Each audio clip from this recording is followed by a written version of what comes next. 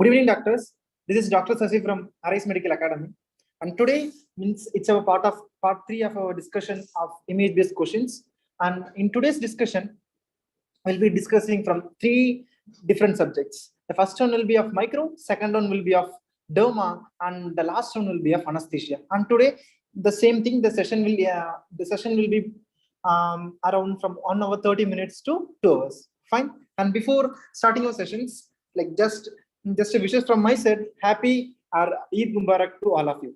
Fine. With that wishes, we'll move on to our first part, which is about the microbiology. If you see about this microbiology, like if you have any questions, you just you write in the chat box, and if you have any answer in the chat box, and if you have any questions, just keep it with you, and we'll get answer for these questions at the end of our discussions. Fine. So just reply in your chat box if everything is going fine. Fine. Okay. Fine. With that, we'll start our discussion.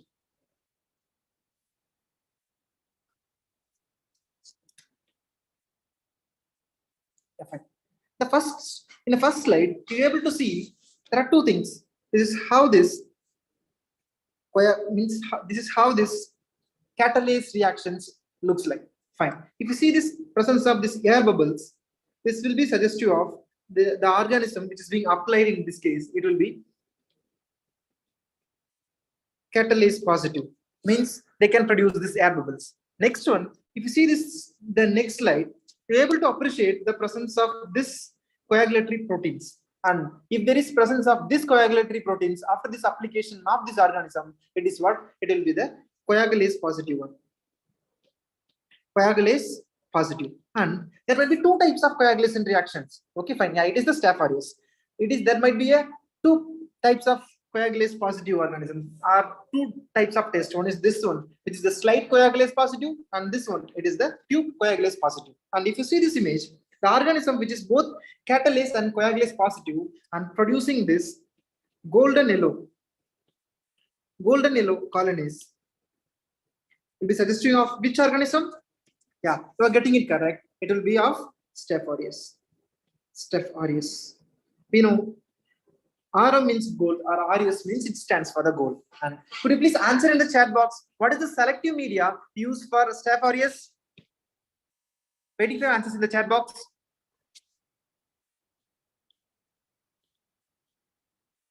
Yeah, we know the selective media we use for Staph aureus. And this Staph aureus for most common cause for few conditions like acute endocarditis and skin and soft tissue infections. And we know this Staph aureus, this can also lead to some other conditions. Fine. You just remember, like, it is the most common cause for acute endocarditis and skin and soft tissue infections. And this can even lead to the food poisoning that we'll discuss in further. And this Staph aureus, they can produce some toxins. And these toxins may lead to conditions like Staphylococcus scalded skin syndrome or toxic shock syndrome.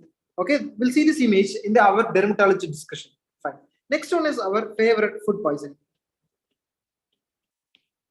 And if you remember from our yesterday discussion, you know this food poisoning by the staph is which type of epidemic? Could you please answer in the comment section?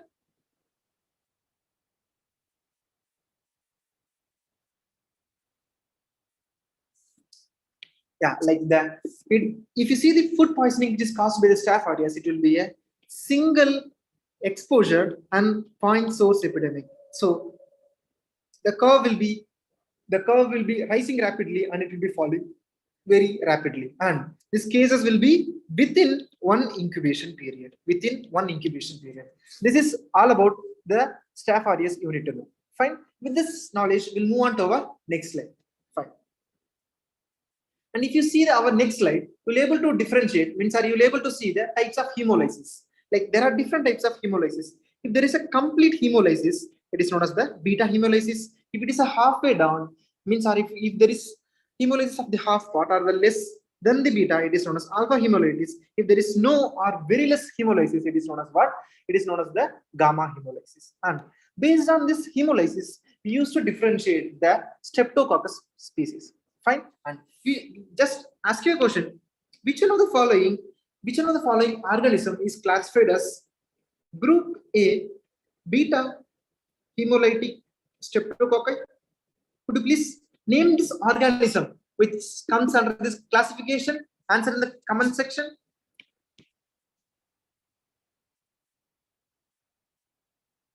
I was getting it correct. It is what? It is the Streptococcus pyogenes.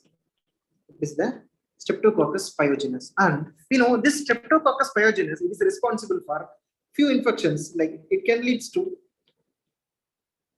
pharyngitis, and the same like Staph aureus, it can also lead to skin and soft tissue infections. And this pharyngitis, they can complicate and they can form into rheumatic heart disease or rheumatic fever, or even means, and this manifestations can convert into the post-streptococcal glomerulonephritis.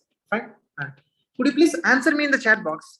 Post-streptococcal glomerulonephritis, it is a which type of hypersensitivity reaction? Waiting for answers in the chat box.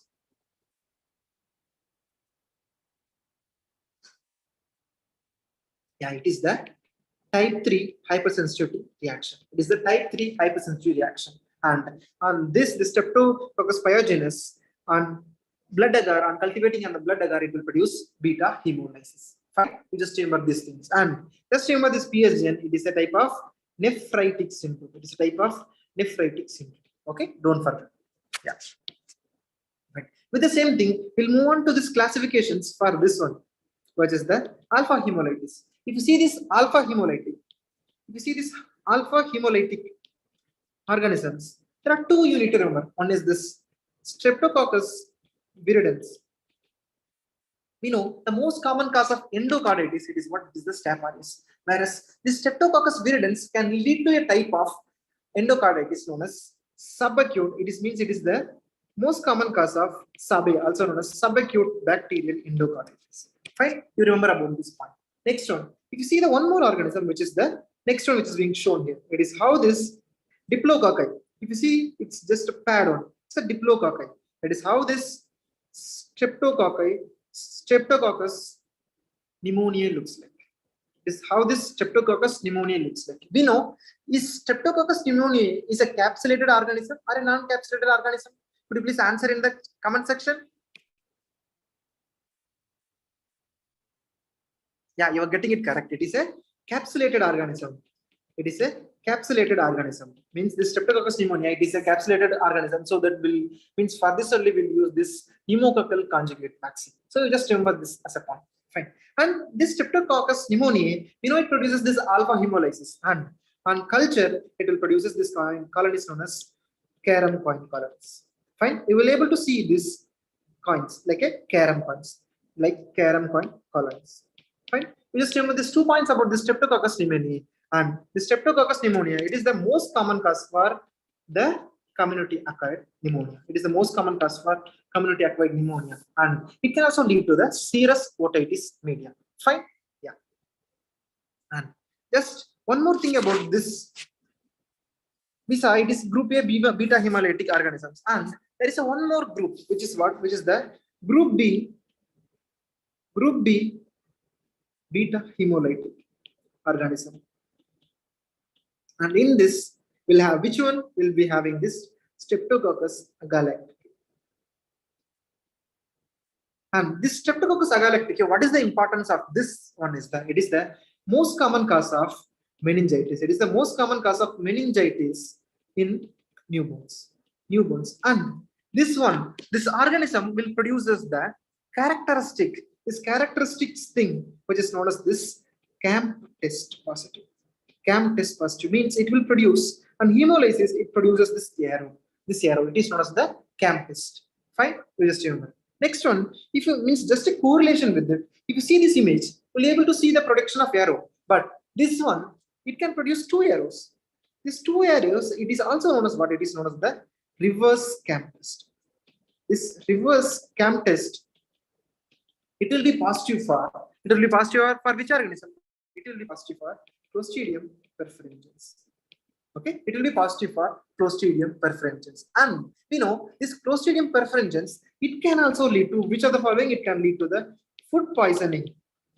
Okay, it can lead to the food poisoning. And there is a one more important one. If there is any trauma or a diabetic patient who is having the history of trauma, and on examination you will able to feel crepitus. You will able to feel this crepitus. What is the disease you will think of? Yeah, because of this gas presence or this gangrene, means like because of this gas gangrene presence, this gas will leads to the formation of this crepitus. Okay, so this leads to the gas gangrene. This leads to the gas gangrene. Just remember this points. Next one, we studied in the forensic medicine. This also produces one more enzyme known as lecithinase. And this lecithinase, this will be responsible for decomposition of our body. You just remember this one point about this Clostridium perfringens, and you will able to see this presence of this formation of the pseudomembranes over the colons. What is the disease you will think of? Answers in the comment section.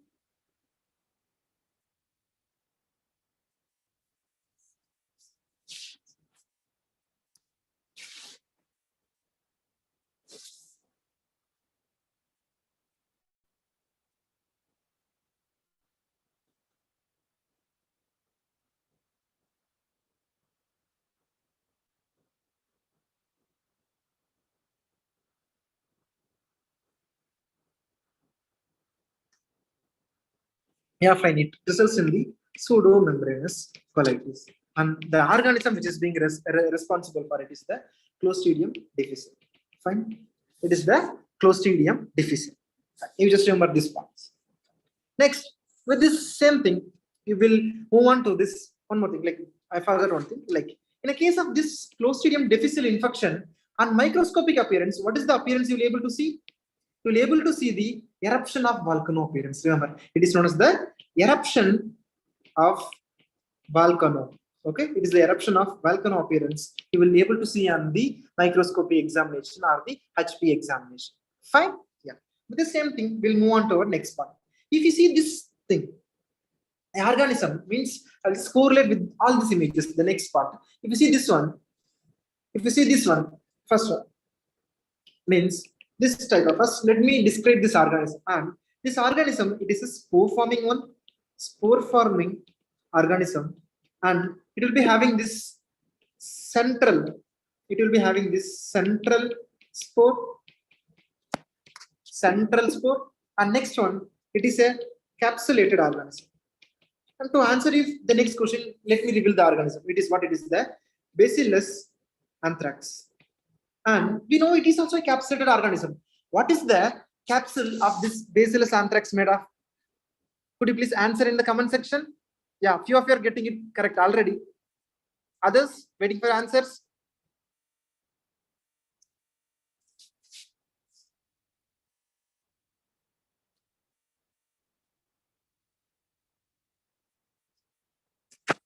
Yeah, so it is made up of the D-glutamate. And to remember these features of this anthrax, you just remember, yeah, means a small kid who is going for her fancy dress competition. And for this fancy dress competition, she's dressed as a witch. Remember, it is W-I-T-C-H, witch. Fine. And for this witch, witch, they are the old peoples. So they need to have some sticks to support them. And fine, they are witch. So, right, so they won't be coming two pieces. They will be coming usually wearing these gowns. Fine. Along with that, they need to chant this mantras. So they'll be having these strings. Fine. And since they are witches, they won't do much good things. They will do some of the bad things. So they will be having this head. Means they'll be having these snakes on their head. Okay, fine. You just remember these things. Fine. And she also having this pocket. Let me tell you what does this pocket mean. Fine. Means so this Bacillus anthrax on cultivation, it will produces this medusa head colonies. Means you can see like a snake-like colonies. You can be able to see. This is how this medusa head colonies looks like. Next one, if you see this bamboo means it will show this bamboo stick appearance along with presence of this central spore. Okay, fine. Next one, if you see this, it also will show you the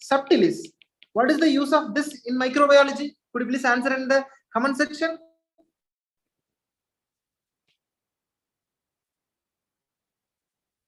Yeah, you are getting it correct. We will use this one for control, as a control in a case of autoclave and the heart errors. So just remember this Bacillus 𝗬𝗹𝗵𝗺𝗺 and the Bacillus subtilis will used as a control in autoclave and the heart errors. Okay, so just remember these points, and with this we'll move on to our next slide.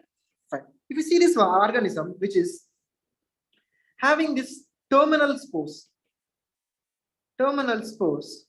and it is a anaerobic organism, and it is cultured in this media. You can see there are some meat particles, and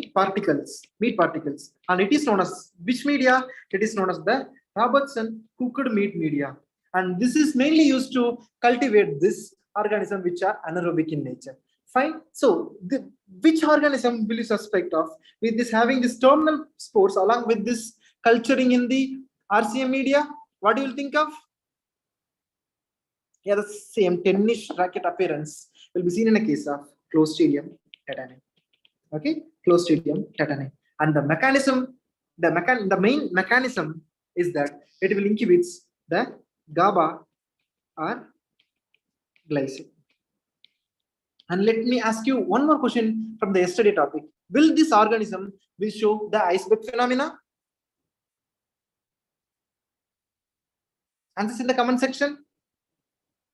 Don't confuse this with the Corynebacterium diphtheria. We'll discuss this Corynebacterium diphtheria. Fine. Corynebacterium diphtheria, it will be containing the metachromatic granules and next things. Fine.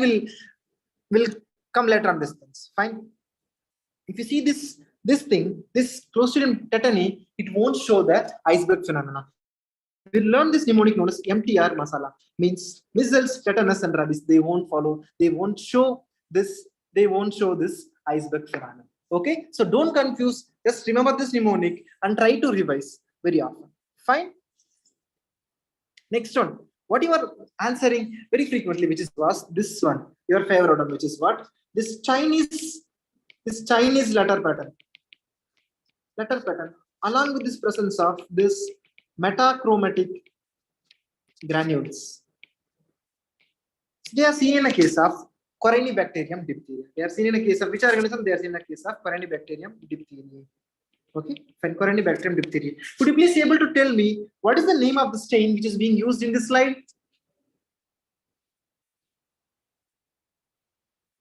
Answer in the comment section.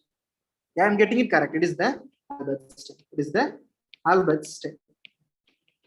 Fine, it is the Albert stain. And in this, to culture means before culturing, just tell me what is the mechanism by which these toxins of this Corynebacterium diphtheria acts like?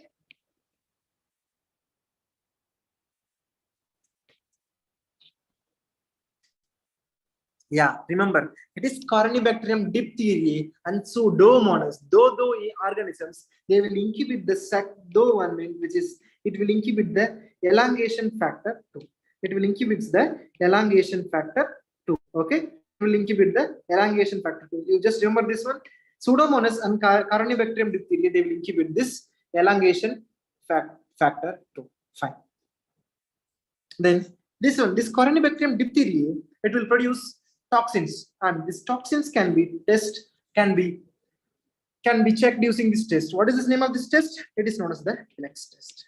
Right? Just remember. And this Corynebacterium diphtheria, we use this medium known as low-Fluoresce serum slope. Low-Fluoresce serum slope. In this, we'll culture the Corynebacterium diphtheria. Fine. Yeah, that's it. With this thing, we'll move on to our next one. If you see this organism, is this a gram-positive organism or a gram-negative organism? Could you please answer in the comment section? I think so few of you are watching this video in a past, so just click the live option in your YouTube so that you will be in track with the session. Fine. Yeah. If you see this one, it is pink or red in color. This one will be exhibited by the gram-negative organisms. And if you see this gram-negative organism, which is intracellular, along with this type of gram-negative organisms, which leads to this meningitis, along with this formation of rash, they will be classified as which? They will be classified in which groups? Yeah, they are the Neisseria ones. We know Neisseria meningitis. It will result in the meningitis, and with this meningitis, you will be able to see this rash. Okay, you will be able to see this rash. Fine. And for this Neisseria species, what is the media you will use to culture it? What is the culture media you will use? Yeah, remember. NM. So here we'll use this TM. We'll use this Thayer-Martin media. Okay, Thayer-Martin media. What is the complication of Neisseria meningitis which leads in the adrenal gland? Could you please name syndrome? The syndrome which is caused by the Neisseria meningitis in adrenal gland. Waiting for your answers in the comment section. Have a trying your best. Yeah, that's the split. Like if you see this, the complication of Neisseria meningitis in the adrenal gland, it is known as what? It is known as Waterhouse-Friderichsen syndrome. This is what? This is the adrenal insufficiency. It is actually what it is, the adrenal insufficiency. And this is caused as a complication of Neisseria meningitis. Whereas if you see this Neisseria gonorrhea, and we studied this one, this Neisseria gonorrhea will lead to this complication in which it shows this guitar string or this violin string appearance. What is this name of this complication? This is known as what? 𝗏𝗏𝗃𝗃 syndrome. Like few of you are confusing, don't confuse. Remember, this Neisseria gonorrhea, it leads to this perihepatitis or pericapsular adhesions known as 𝗏𝗏𝗃𝗃 syndrome, whereas this Neisseria meningitis leads to this Waterhouse-Friderichsen syndrome. Fine, just remember these two things. Then with this, we'll move on to our next slide. And what you are able to see is the presence of this positive string test, and this positive string test along with this comma-shaped organism, comma-shaped organism, and both of them will suggest you towards this Vibrio cholerae. Vibrio cholerae. What is the type of stools you will see in a case of Vibrio cholerae? Answer in the comment section. Yeah, you will see which stools. You will see this rice water stools. Rice water stools. Fine, you will see rice water stools. And we know this Vibrio cholerae, they are mostly alkaline and salt producing organisms. And if you see or if you culture them on this 𝗙cie𝗂𝗃𝗃 agar, it will produce this yellow colonies. So this Vibrio cholerae will produces this yellow colonies on this 𝗙cie𝗂𝗃𝗃 agar, and whereas this 𝗬𝗵-hemolyticus will produces this green colonies. So this with this 𝗙cie𝗂𝗃𝗃 agar, we will able to differentiate between this Vibrio and this Vibrio cholerae and the 𝗬𝗵-hemolyticus. Fine, you just remember these 2 points. With this understanding, we'll move on to our next slide. Fine. Now we're getting it correct.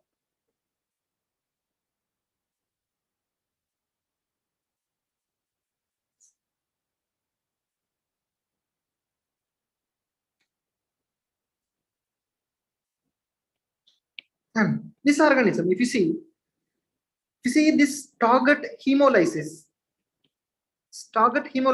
on blood agar along with this stormy fermentation on this litmus milk, which of the following organism will produce these 2 things? We already discussed about this organism, and this organism will show you reverse CAM test positive. So remember about this Clostridium perfringens. This Clostridium perfringens, it will show this target hemolysis on blood agar along with this, it means stormy fermentation on the litmus milk. Okay, you just remember one. Fine. That's the few additional points about this Clostridium perfringens. Fine. With that concepts, we'll move on to our next organisms. If you see this one, Legionella will be cultured in this agar, which is known as this buffered charcoal yeast extract agar. Means it will be cultured in this BICE agar. Means buffered yeast charcoal extract. Fine, you just remember. And this is the Legionella. And we know this Legionella, this Legionella, it is responsible for the atypical pneumonia. It is responsible for the atypical pneumonia. And we know this Legionella, it is also associated with means diarrhea. So remember, if a person who is presenting with diarrhea and pneumonia, if a history is given with this both 2, you will suspect of which organism? You will suspect of Legionella. And we know this Legionella, it will be spread. It is spread through, yeah, you are getting it correct. It will be spread through the AC vents, or the mode of contamination is by the AC vents. You just remember these 2 points, it will be enough for this Legionella. Fine. And just remember about this Enterobacteriaceae family.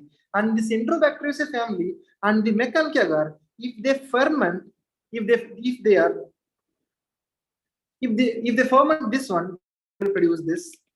If this pink colonies, if they are lactose fermenters, they will produce this pink colonies. And mostly 2 organisms mainly produce this one, which are this E. coli and the Klebsiella. Both of them they produce this pink colonies on this Mechanci. Whereas other Enterobacteriaceae, which are non-lactose fermenters, they won't produce this pink colonies. They will remain as a yellow one. Fine. You just remember as a pneumonia. Yeah, you are getting it correct. Fine. Yeah. With this image, like you will be amazed to answer it. Fine. Could you please answer what is the name of this microscope? Remember, just listen to the question. What is the name of the microscopy which is being shown here?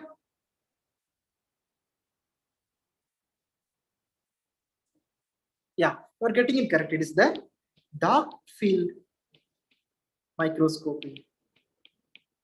And if you see this dark field microscopy, and in the case of dark field microscopy, if you see this carcrus type of organisms, these will be suggestive of this spirochetes.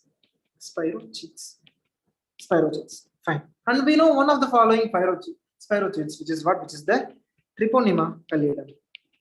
And this Treponema pallidum, it leads to which disease? Answer in the comment section.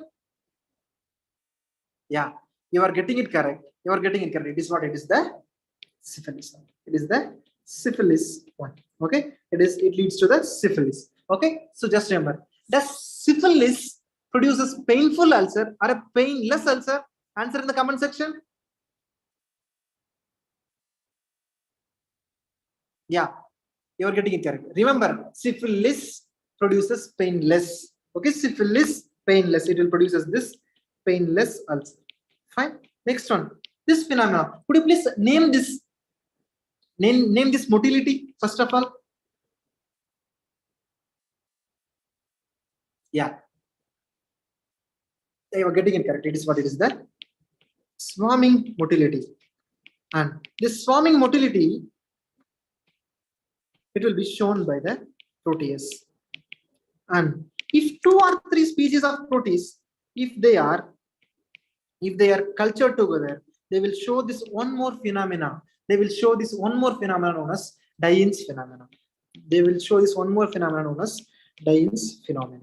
Okay, you just remember these 2 points about this Proteus. Fine. Could you please just, it's a random question. Could you please answer what is this name of this motility which is shown by the Listeria? Listeria shows which motility? Answer in the comment section.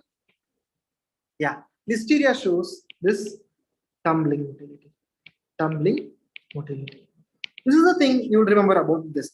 And if you see this ulcer, it is a well-demarcated ulcer, and you can see this presence of this hypopyon. Okay, hypopyon. What is the most common cause of bacterial ulcer? What is the most common cause of bacterial ulcer? Answer in the comment section. Yeah, you are getting it correct. It is the Pseudomonas. It is the Pseudomonas. Pseudomonas is the most common cause of bacterial corneal ulcers. And we already know this mechanism. Pseudomonas, it inhibits this DO1, which is, it will inhibits the elongation factor 2. Okay, fine. It will inhibits the elongation factor 2. And just remember one more point. The Pseudomonas, it is the most common cause for ventilator associated pneumonia. Just these 2 points you remember about that. Just these 2 points you just remember about the Pseudomonas. Fine. With this, these are the most important images you need to remember about this bacteria. With this, we'll shift our focus towards the mycology. In mycology, you need to remember about the stains. Fine. What is the name of this fluorescent stain which is being used for fungus? Answer in the comment section.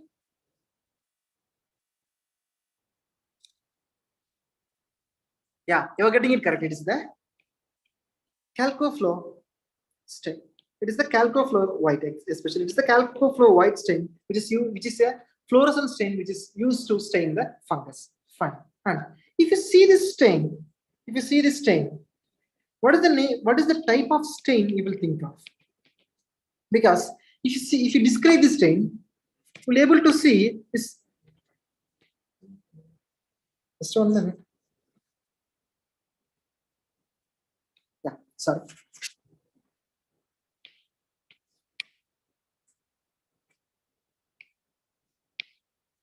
If you see this stain, this organism, it is black in color. In which of the following stains you will see these organisms in black color? Answer in the comment section. It is not the Chinese letter one. We are in mycology. Remember, we are in mycology. Don't confuse your mycology along with bacteriology. Fine. Remember, see, if you see this black color thing, it remembers you of silver. So it is the gomari methamphetamine silver stain. Okay, if there is a black stain, it will be of silver. Remember, whereas this 𝗬𝗎𝗃 stain, it will be of, it will looks like similar to the 𝗏𝗏𝗃 stain. Okay, so don't confuse your 𝗏𝗏𝗃 along with this silver stain. So this DMS stain, which is having the silver, it will be black in color. Let me ask you, let me describe you about this scenario. Here you will be able to see the organisms which are branching acutely. You will be able to see this acute angular branching along with the septations. And which organism will branch acutely and will be having the septations? Could you please answer in the comment section? Yeah, it is our favorite Aspergillus. It is our favorite Aspergillus. Aspergillus will be having this branching, acute angular branching along with septane. Fine. Next one, if we come to this stain, means we use this stain to know this culture morphology of the organisms, culture morphology of this fungus. So this stain you will be able to see it's in blue color. So it is what? It is the LCB, also known as lactophenol cotton blue. Cotton blue. And this is also the same Aspergillus. How you will see this Aspergillus? Remember, Aspergillus fumes means this is Aspergillus and it is the subspecies of fumigatus. And remember, this Aspergillus fumigatus, it fumes up. So we know when we get a fume, it will go up. So this Aspergillus fumigatus will be having this fume-shaped appearance. Okay, like I will show you this differential along with the Penicillium aeruginosa. Okay, in the next slide. With that, we will get a more clarified image. Fine. Next one, if you will see this Aspergillus species, which is having this black color growth, what you will think of? Which type of Aspergillus? The black one? Yeah, fine. It is what? It is the Aspergillus niger. It is the Aspergillus niger. You are getting it correct. Fine. Then we'll move on to the next part. If you see this part,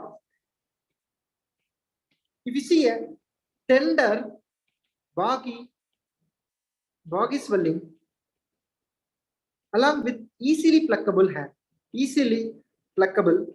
hair, what it will suggest you of? What do you think of? Answer in the comment section. It's our Tea capitis.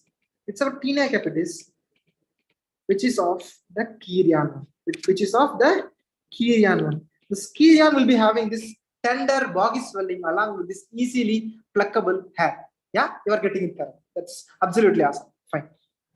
Fine. That's good. And next, if you see this next image, this is the agar which is used to culture most of this fungus. What is this agar? It is the seborrhous dextrose agar. And in the case of SJ agar cultivation, you will see this creamy white or creamy pasty colonies. You will think of which of the following fungus?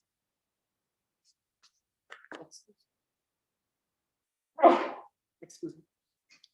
You will think of which one? You will think of Candidiasis. Candidiasis. You will think of Candidiasis. And we know in the case of Candidiasis infections, to this STIs or this J means like genitourinary infections, it will produce as the 𝗙𝗃 whitish discharge. 𝗙𝗃 whitish discharge. So this will produce this creamy white colonies along with this 𝗙𝗃 whitish discharge. And if you culture with this serum or if you incubate with this serum, it will produce this one phenomena. What is this name of this phenomena? Could you please answer in the comment section?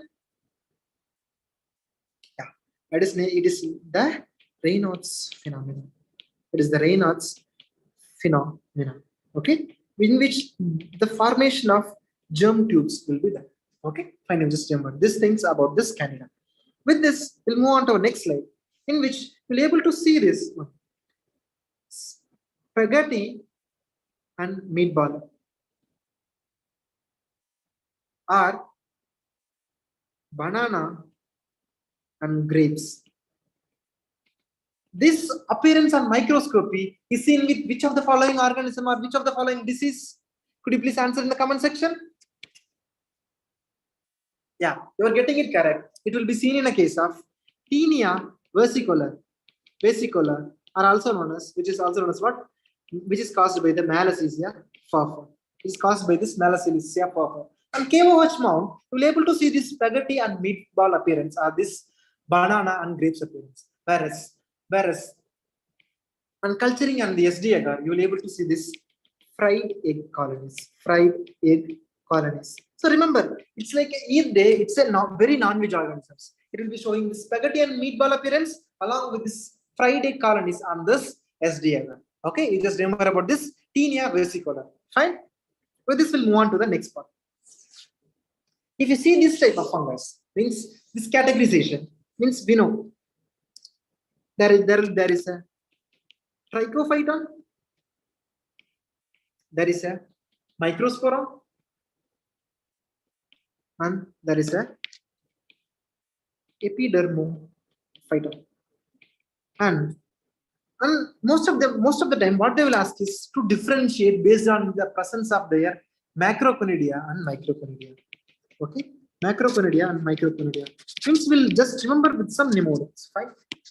And just remember this trichophyton means we know it's saying it's trichophyton, so it will involve both skin, hair, and nails. Whereas this microsporum, it will leave its friends. Means what is the means nearby alphabet to M, it is the N. So it will leave the nail. So the nails will be spared in a case of microsporum infections. Whereas in a case of epidermophyton, the alphabet near to the E, which is the H, so the hair will be spared in a case of epidermophyton infections. Fine. Just with this, we need to differentiate these organisms. If you see this trichosphyton, you will be able to see this pencil shaped. You will be able to see this pencil shaped macroconidia. Pencil shaped macroconidia. And this one, this club shaped one will be seen in a case of epidermophyton. Whereas this one, this spindle shaped will be seen in a case of microsporidium. To remember this, just remember this mnemonic. Text me, this is just mnemonic. Text me in personal chat. Just remember, it's just a mnemonic. Fine, it's just a mnemonic. Fine. And to remember this microconidia, this is how to remember the macroconidia. To remember this microconidia, just remember it's a club. So if it is a club, it will be mostly afforded by this macro peoples or the higher socioeconomic people. So there will be less micro or lower socioeconomic people. So there will be less microconidia in a case of club-shaped macroconidia, which is seen in a case of epidermophyton. Okay, so if you remember these two things, it will be easy for you to differentiate these organisms, and there is no need of cramming a lot of things. Fine. This is about this classification. Next, we'll move on to our next part, which is our favorite dimorphic fungus. Okay, dimorphic fungus means which will be having two different phases, like how we behave to our parents and to our friends. Will be having two different phases like this. There is this two different phases of this fungi which are known as this dimorphic fungus. And to remember this, there are different mnemonics which are being circulated. Like what I prefer is this: body heat perfectly changes shape. So remember, means if you are dedicated and if you want, means it's just 30 days left for your exam, right? And you are dedicated, you want to change your body habits. And if you work on it, if you get heat, means if you get the rhythm or if you get your fire on it, you will change your rhythm or you will change your sleep patterns. For example, now you are waking up till 2 o'clock and you are studying, and you know your exams will be on morning. So you are just going to change your patterns, or you are going to change your shape of this circadian rhythm based on your fire inside. So this is what body heat perfectly changes the shape. So just remember. Fine. Fine. So just remember. So we know B for blastomyces, fine, and H for histoplasma, and P for, remember this P1, P for paracoccidioidomycosis and Penicillium marnafi. And C for coccidioidomycosis, and S for which one? S for our favorite sporotrichosis. Fine, or sporotrichs. Fine. With that, we'll move on to the next part. If you see this one, what you will be able to see? Yeah, spirules means spirules inside it. Fine. And if you see this type of thing, in which you will be able to see this spirules inside it. Okay, fine. Means if you are able to see this spirules inside it, it will be suggestive of coccidioidomycosis. Okay, and if you draw this C, and if you draw this O next to it, you just put this O into this C. So there will be this microspirules in this organism. So you just remember this one. And to remember this disease which are being caused by this, you just remember this mnemonic as VCD. Okay, VCD means coccidioidomycosis, which leads to valley fever, also known as desert rheumatism. desert rheumatism, and it will show this barrel-shaped spores and culture. Fine. It will show this barrel-shaped spores and culture. Fine. This is about this coccidioidomycosis. Next, we know this one. What is the name of this appearance? This mariner wheel or this pilot wheel appearance. Pilot wheel appearance. It will be seen in a case of which condition? It will be seen in a case of paracoccidioidomycosis. Okay, just remember this one. Okay, paracoccidioidomycosis will show this pilot wheel appearance. Fine. Next one. If you see this one, this is how this Penicillium marnefi looks like. And to know, just know one more thing about this Penicillium marnefi. And this Penicillium marnefi, the reservoir is what? It is the bamboo rats. It is the bamboo rats. Remember, if your mother or a sister in your home, if they find rats, mainly our mother, if she finds the rat in her home, she want to kill it. And what is the most of the times the weapon for our mother? It is the broomstick. So just remember, she will throw the broom and kill the mice. So likewise, this Penicillium marnefi, which resides on this bamboo rats, it will show this appearance known as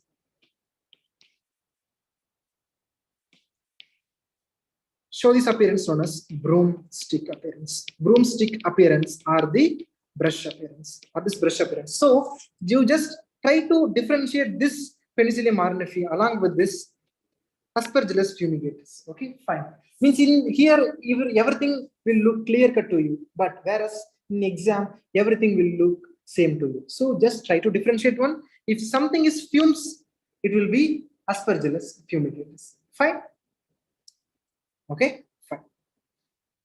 And just think this uncultured, it will produce this brick red pigments. This will produce this brick red pigment. Brick red pigment will be produced by this. Fine. Next one. If you see this organism, where you will be able to see this tuberculate spores. In which of the following organism you will be able to see this tuberculate spores? Could you please answer in the comment section? Yeah, it is what? It is our histoplasma. It is our histoplasmosis. So you just remember. To remember about this histoplasmosis, remember. It's a February 14, and you are going out with the angel. Okay, you are going out with the angel. Fine. And it's February 14. And you are searching, means how you will call this angel? You will call her as darling. Okay, you will call her as darling. And means in February 14, most of the time you will try to spend times with each other. So you will try to find OU. Means so remember OU as OU. So this is February 14, but there will be a lot of rush, so you couldn't find this OU. So what you will do is to just adjust yourself with the cave. So it's also known as Cave's disease. So just remember this histoplasmosis, also known as this Darling's disease, also known as Aureus disease, also known as Cave's disease. And she's an angel, and she'll be having the bats. Means she'll be having the wings like a bat. So it will be spread by the bats. Fine. It will be spread by the bats. Fine. This is all you need to remember about this histoplasma. Fine. Yeah, you are getting it correct. Good. Fine. Could you please answer me in the chat box? In which of the following organisms you will see this kind of flower-like sporulations? You will see this kind of flower-like sporulation along with asteroid bodies. Waiting for your answer in the comment section. Yeah, you are getting it correct. It is what? It is our sporotrichosis. It is our sporotrichosis. We'll just remember this sporotrichosis. We know it is the rose gardener's disease. Okay, it's the same February 14. You just want to propose a girl, and you want to propose her by telling that I know most beautiful. Means like most of the beautiful roses it will be in the garden, but why this beautiful rose in the city? So you just took this rose to the garden, which is the rose garden, and you proposed to her, and she accepted it, and you were in a joy. So the synonyms for the joy, it's what? It is the splendid. It is the splendid. So remember, it will show this phenomenon known as it will show this phenomenon known as Splendor-Hopley phenomenon. Okay, it will show this phenomenon known as Splendor-Hopley phenomenon. And she accepted it, and both of you are in joy, and you want to enjoy the night by seeing the sky. So in sky, you will be able to see this thing known as asteroids. So you will see these asteroid bodies. And yeah, I forgot these things. Like if you are going in the garden, rose garden especially, you will be get this thorn prick, and so this will be having this history of thorn. Fine. Next one, if you see this verrucous lesions or this body lesions, along with this presence of this medullary or copper penny bodies. What you will think of? What you will think of? You will think of chromoblastomycosis. My question is that is chromoblastomycosis is a dimorphic fungus? Answer me in the comment section. Waiting for your answers.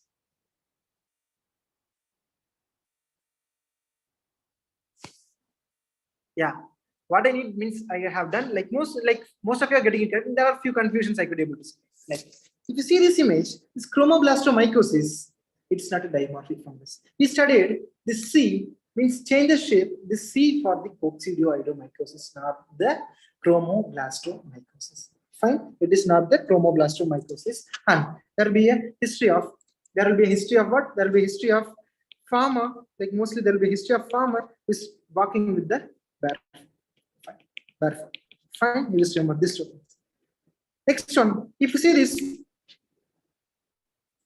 see this broad-based or like a 8 kind of broad-based one,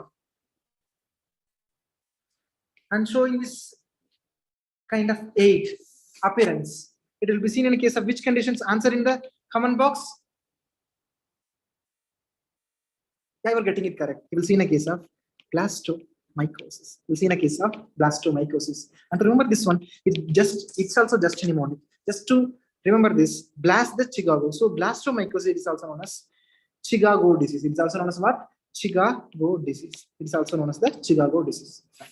This is about this dimorphic fungus. Then let's move on with these things. Okay. And one more thing. This is how this verrucous or this body lesions in a chromoblastomycosis looks like.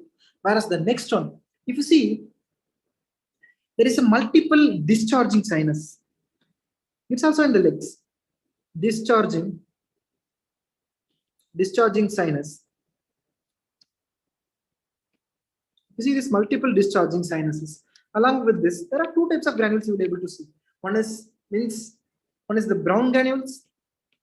Next one is the yellow granules. And what is this condition you will suspect of? Yeah, you will suspect of this one known as mother of. You will suspect of this mother of, and you will suspect of this mother of food. Okay, in which if you see these brown granules, it will be caused by this fungus, which is what? Mozzarella mycetoma. Which is actually what? Which is 𝗬mycetoma. Which is what? 𝗬mycetoma, also known as this true mycetoma. Whereas this yellow-shaped granules, yellow color granules, they will be seen in the case of actinomycetoma. Okay, actinomycetoma.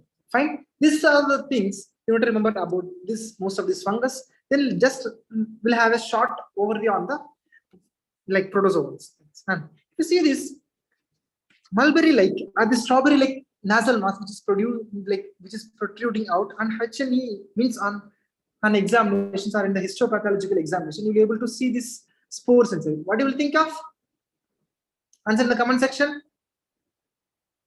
Yeah, you are getting it correct. It is what it is, the rhinosporidiasis. As we yesterday saw, it is most commonly seen in the South India, like Tamil Nadu, and it will be they'll be having this history of swimming in the pond water. And just remember this one microbiological perspective. This rhinosporidiasis, this Rhinosporidium 𝗲𝗵𝗍 organism, it is not non-culturable. This non-culturable organism. Fine. Before we moving on to the next slide, could you please answer What is the type of stain which is being used here? Answer in the comment section.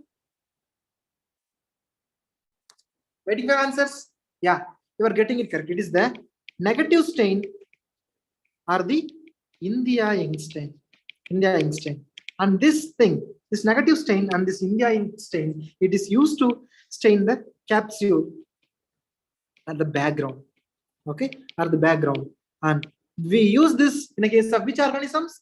We use this in a case of Streptococcus neoformans, which causes this meningitis in, especially in HIV positive patients. Okay, we just remember this point. Fine. With this, we'll move on to this one. If you see this crushed ping pong ball appearance and staining, which organism you will think of?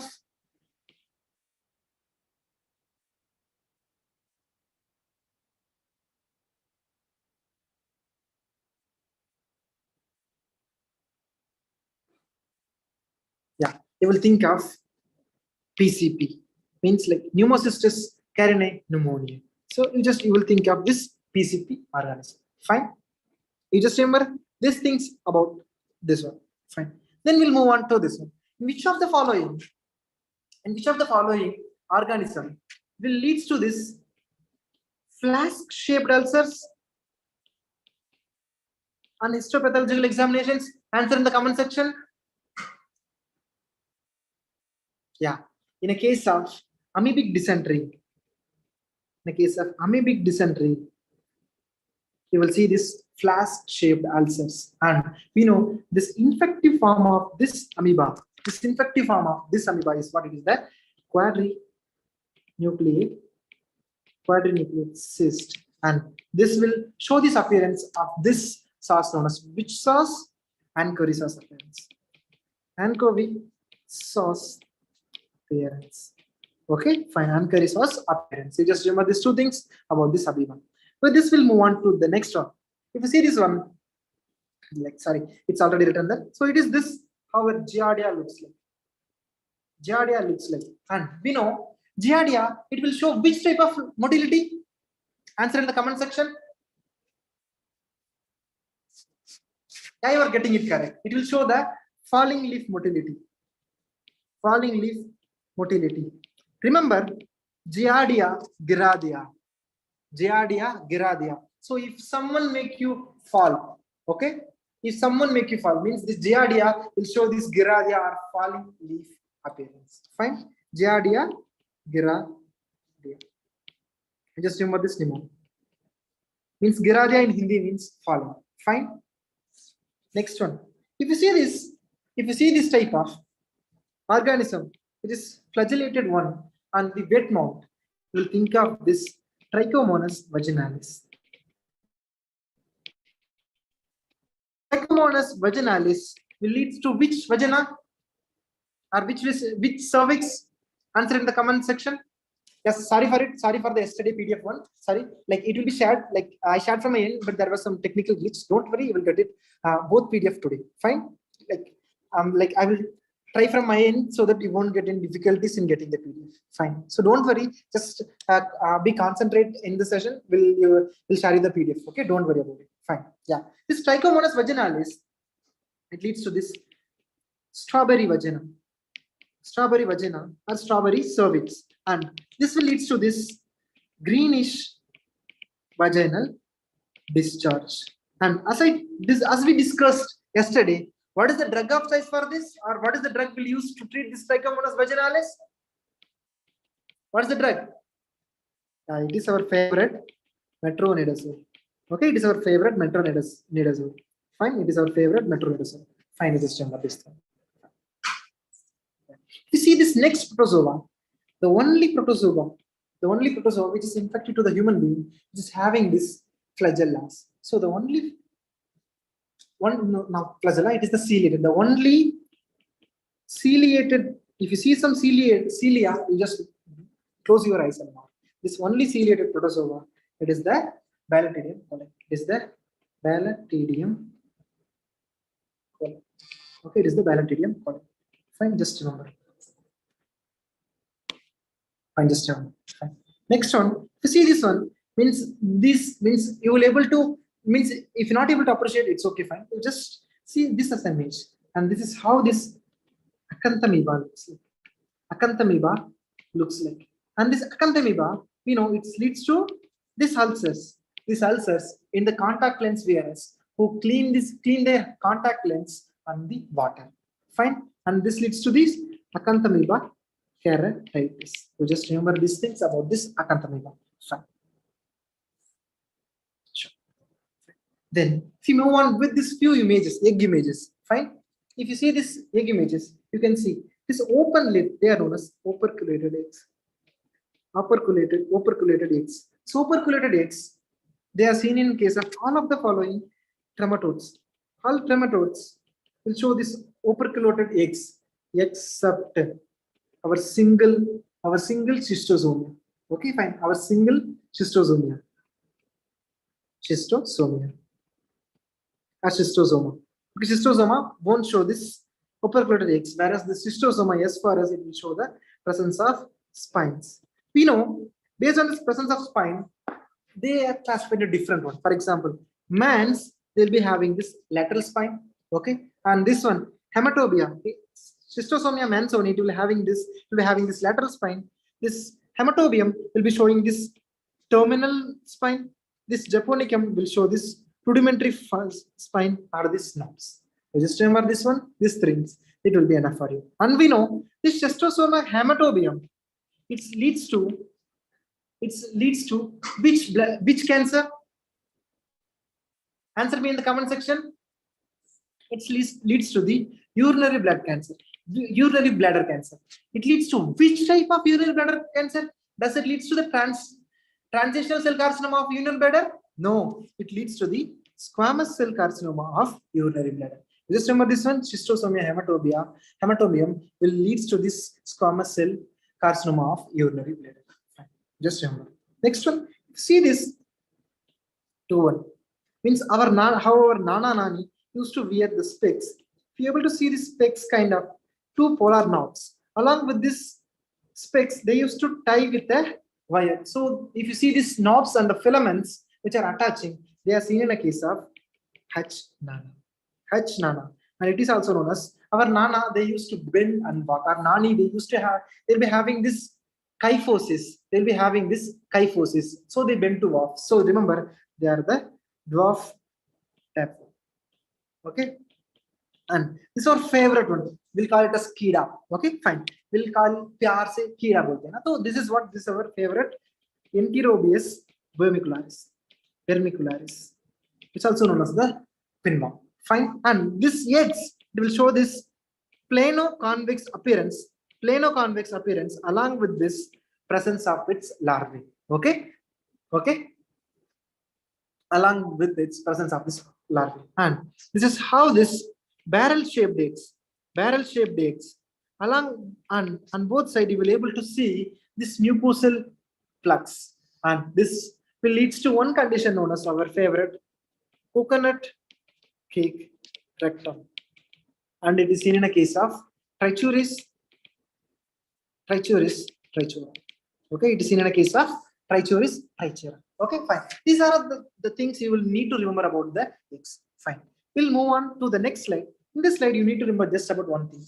In case of Plasmodium falciparum, it will be having this multiple rings.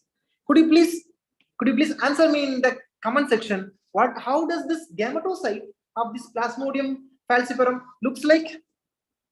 Yeah, these gametocytes of this Plasmodium falciparum, they are banana shaped.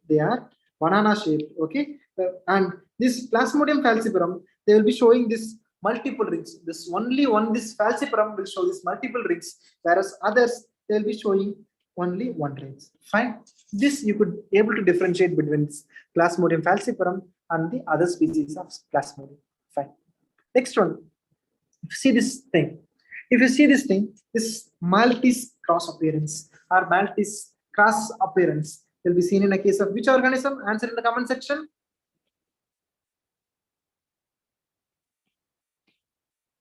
Yeah, you are getting it correct. Yeah, you are getting it correct. It is what it is seen in a case of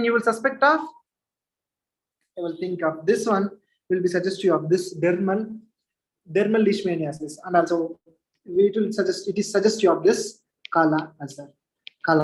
And in a case of 𝗏𝗏 azar, which is being infected by this Leishmania dominans, you will see this LD bodies. You will see this LD bodies. And could you please answer me in the comment section? Okay. Could you please answer me in the comment section? What is the infective form? Infective form of this 𝗏𝗏 azar. What is the infective form of this 𝗏𝗏 azar? It is what? It is the promasticum. It is the promasticum. It is what? It is the promasticum. Fine. You just remember, it is the promasticum. Next one. And we know what is the vector for it. The vector for it is our doctor's fly, which is the sandfly, which won't fly, which actually hops. Fine. And could you please tell me what is the antigen we'll use to test this 𝗏𝗏 azar? Antigenic test we use for? It is the RK39 antigen. This is the RK39 antigen. Fine. This is all about the micro, and most of this microvirology part means will be we'll be having this few images about this virology in the dermatology consequences. Fine. Just remember that.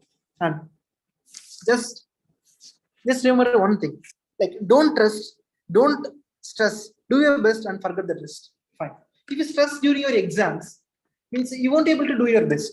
So don't have stress during your exams. Try to be free. Before going to the exam, have some water. Okay, any test, if any grand test or anything, just remember to give it as your final exam. So be prepared for it. Have some water before your exams, and just pray before your exam that your exam should go well and you will get the maximum mark which you could able to get. And don't feel stressed about it. Okay, just calm and just be easy, because let it go. Okay, don't worry. So don't stress, do your best. With the same kind of motivation, we'll move on to our next part about the dermatology. Fine. Yeah, sure, you will get the PDF version. Today you will get the PDF. It's my responsibility. Don't worry. Fine. In the case of derma, you need to remember this layers of the skin. In these layers, there is initially the stratum corneum, lucidium, granulosum, spinosum, and basaliens. And we know this stratum corneum, it will be absent in the premature infants. Premature infants or premature newborns. Fine. Next one, you see the stratum spinosum. There are two types of cells you will able to see in this stratum spinosum layer. They are this one, keratinocytes and the Langerhans cells. Whereas in the case of stratum basale, you'll able to see three cells. One is this keratinocytes. Next one is our melanocytes and our receptor cells, which is actually what? Our Merkel cells. Our Merkel cells. Fine. And what is, first of all, answer me, which type of microscopy is this? Is it a light microscopy or a electron microscopy? Yeah, you are getting it correct. It is the electron microscopic image. You'll be able to see this tennis racket shaped granules, which is also known as this 𝗵𝗵 granules. Fine. And these granules, they are seen in the Langerhans cells.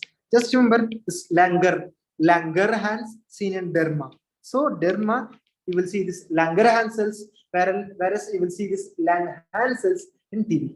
Fine. You just remember these points. Next one. And this Langerhans cells can sometimes convert into tumor known as Langerhans cell histiocytosis. And for this, you need to just remember these markers.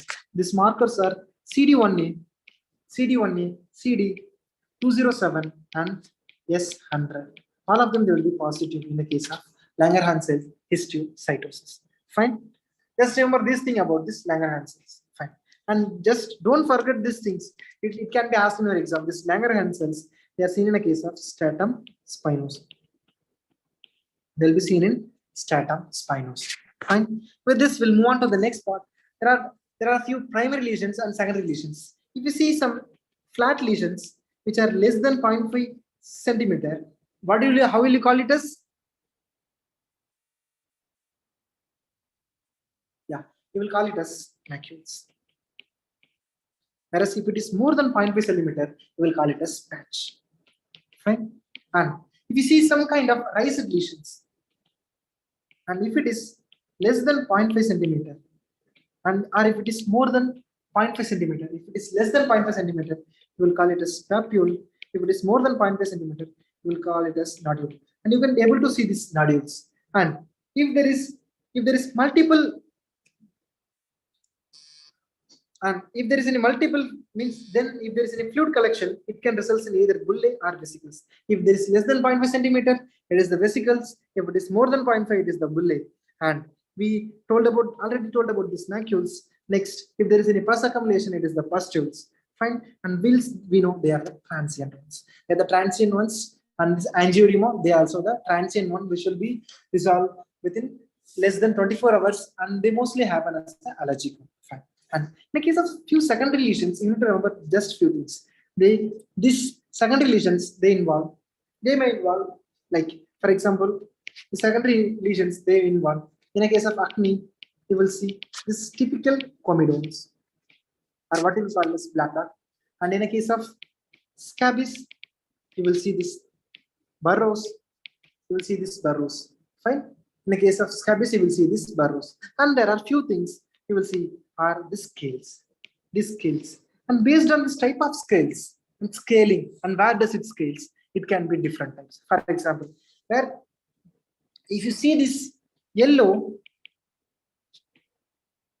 greasy scales, and they are typical for this means like for this distributions of hairs and along this flexural aspects are these seborrheic distributions. They are seen in a case of seborrheic dermatitis. They are seen in seborrheic dermatitis. Fine, seborrheic dermatitis. And this one, this fish-like scales. Where you will see this fish-like scales? Answer in the comment section. Yeah, you are getting it correct. This fish-like scales you will see in the case of ichthyosis. And this one, silvery white micaceous scales you will see in a case of which condition? You will see in a case of psoriasis. Okay, and this one, this cigarette pepper or this correlate scales you will see in a case of which condition? You will see in a case of pityriasis rosea. Fine, pityriasis rosea. Okay, that's it. You need to remember about the scales. We'll move on to a few other nail findings.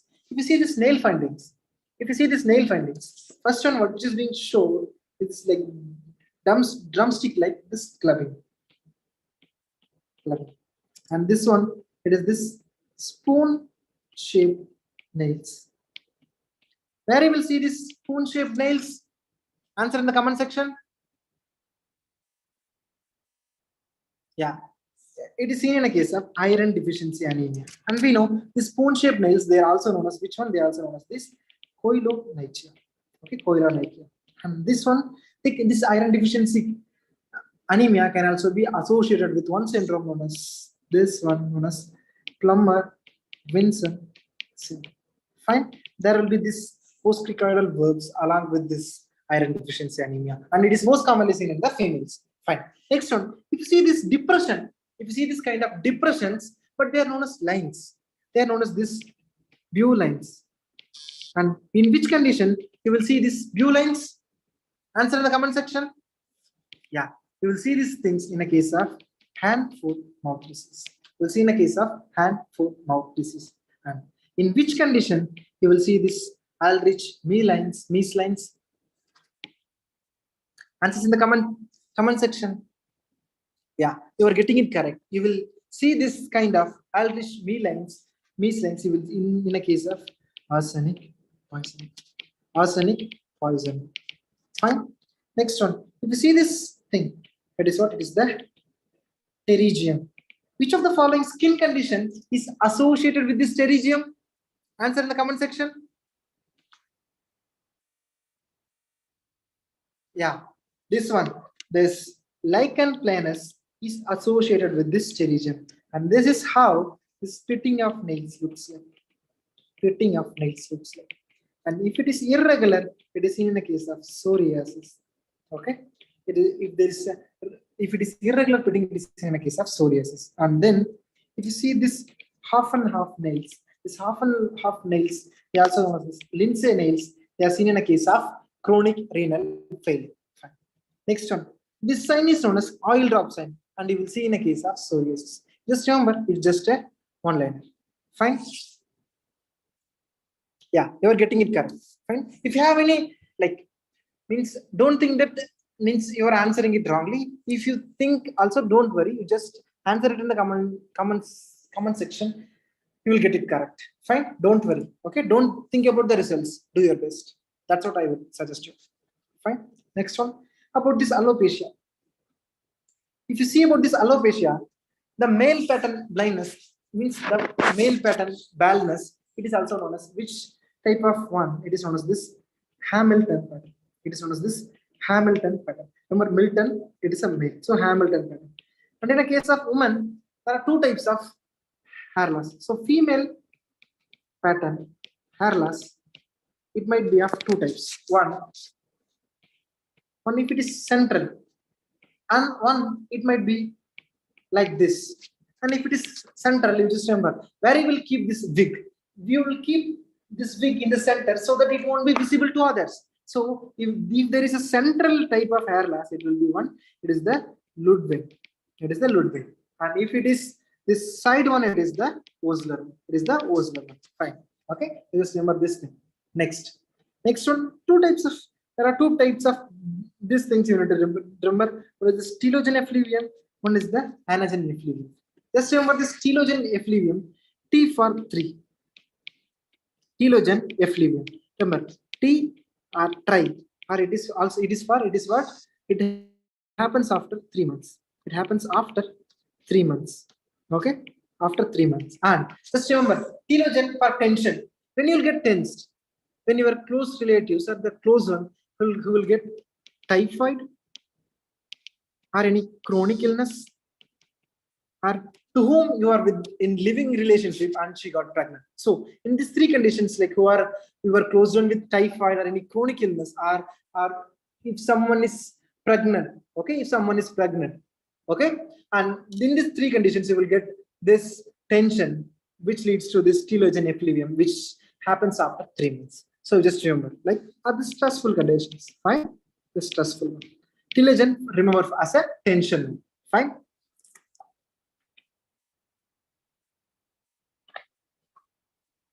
With this, we'll move on to the next slide. If you see these appendages, if there is any blockage of this apocrine glands, apocrine sweat glands, if there is any blockage of this apocrine sweat glands, it leads to this disease. What is the name of this disease? Answer in the comment section. Yeah, this is known as this 𝗲𝗏𝗺 disease.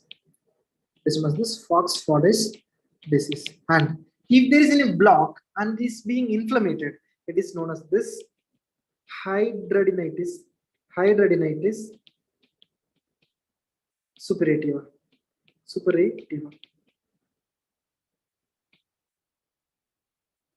It is known as hidradenitis suppurativa. And just remember, it will be having this multiple interconnecting sinuses. It will be having this multiple interconnecting sinuses. Okay, just remember these things. And next, if you see, if there is any ectopic sebaceous glands, and this especially if it is seen on the lips, what did you name it as? Answer in the comment section. Yeah, you will name it as 𝗲𝗏𝗺 spots. You will name it as 𝗲𝗏𝗺 spots. Yeah, and if you see, if there is any blockage in this eccrine sweat glands, and if you seeing this in a child, it is a transient condition. What you will think of?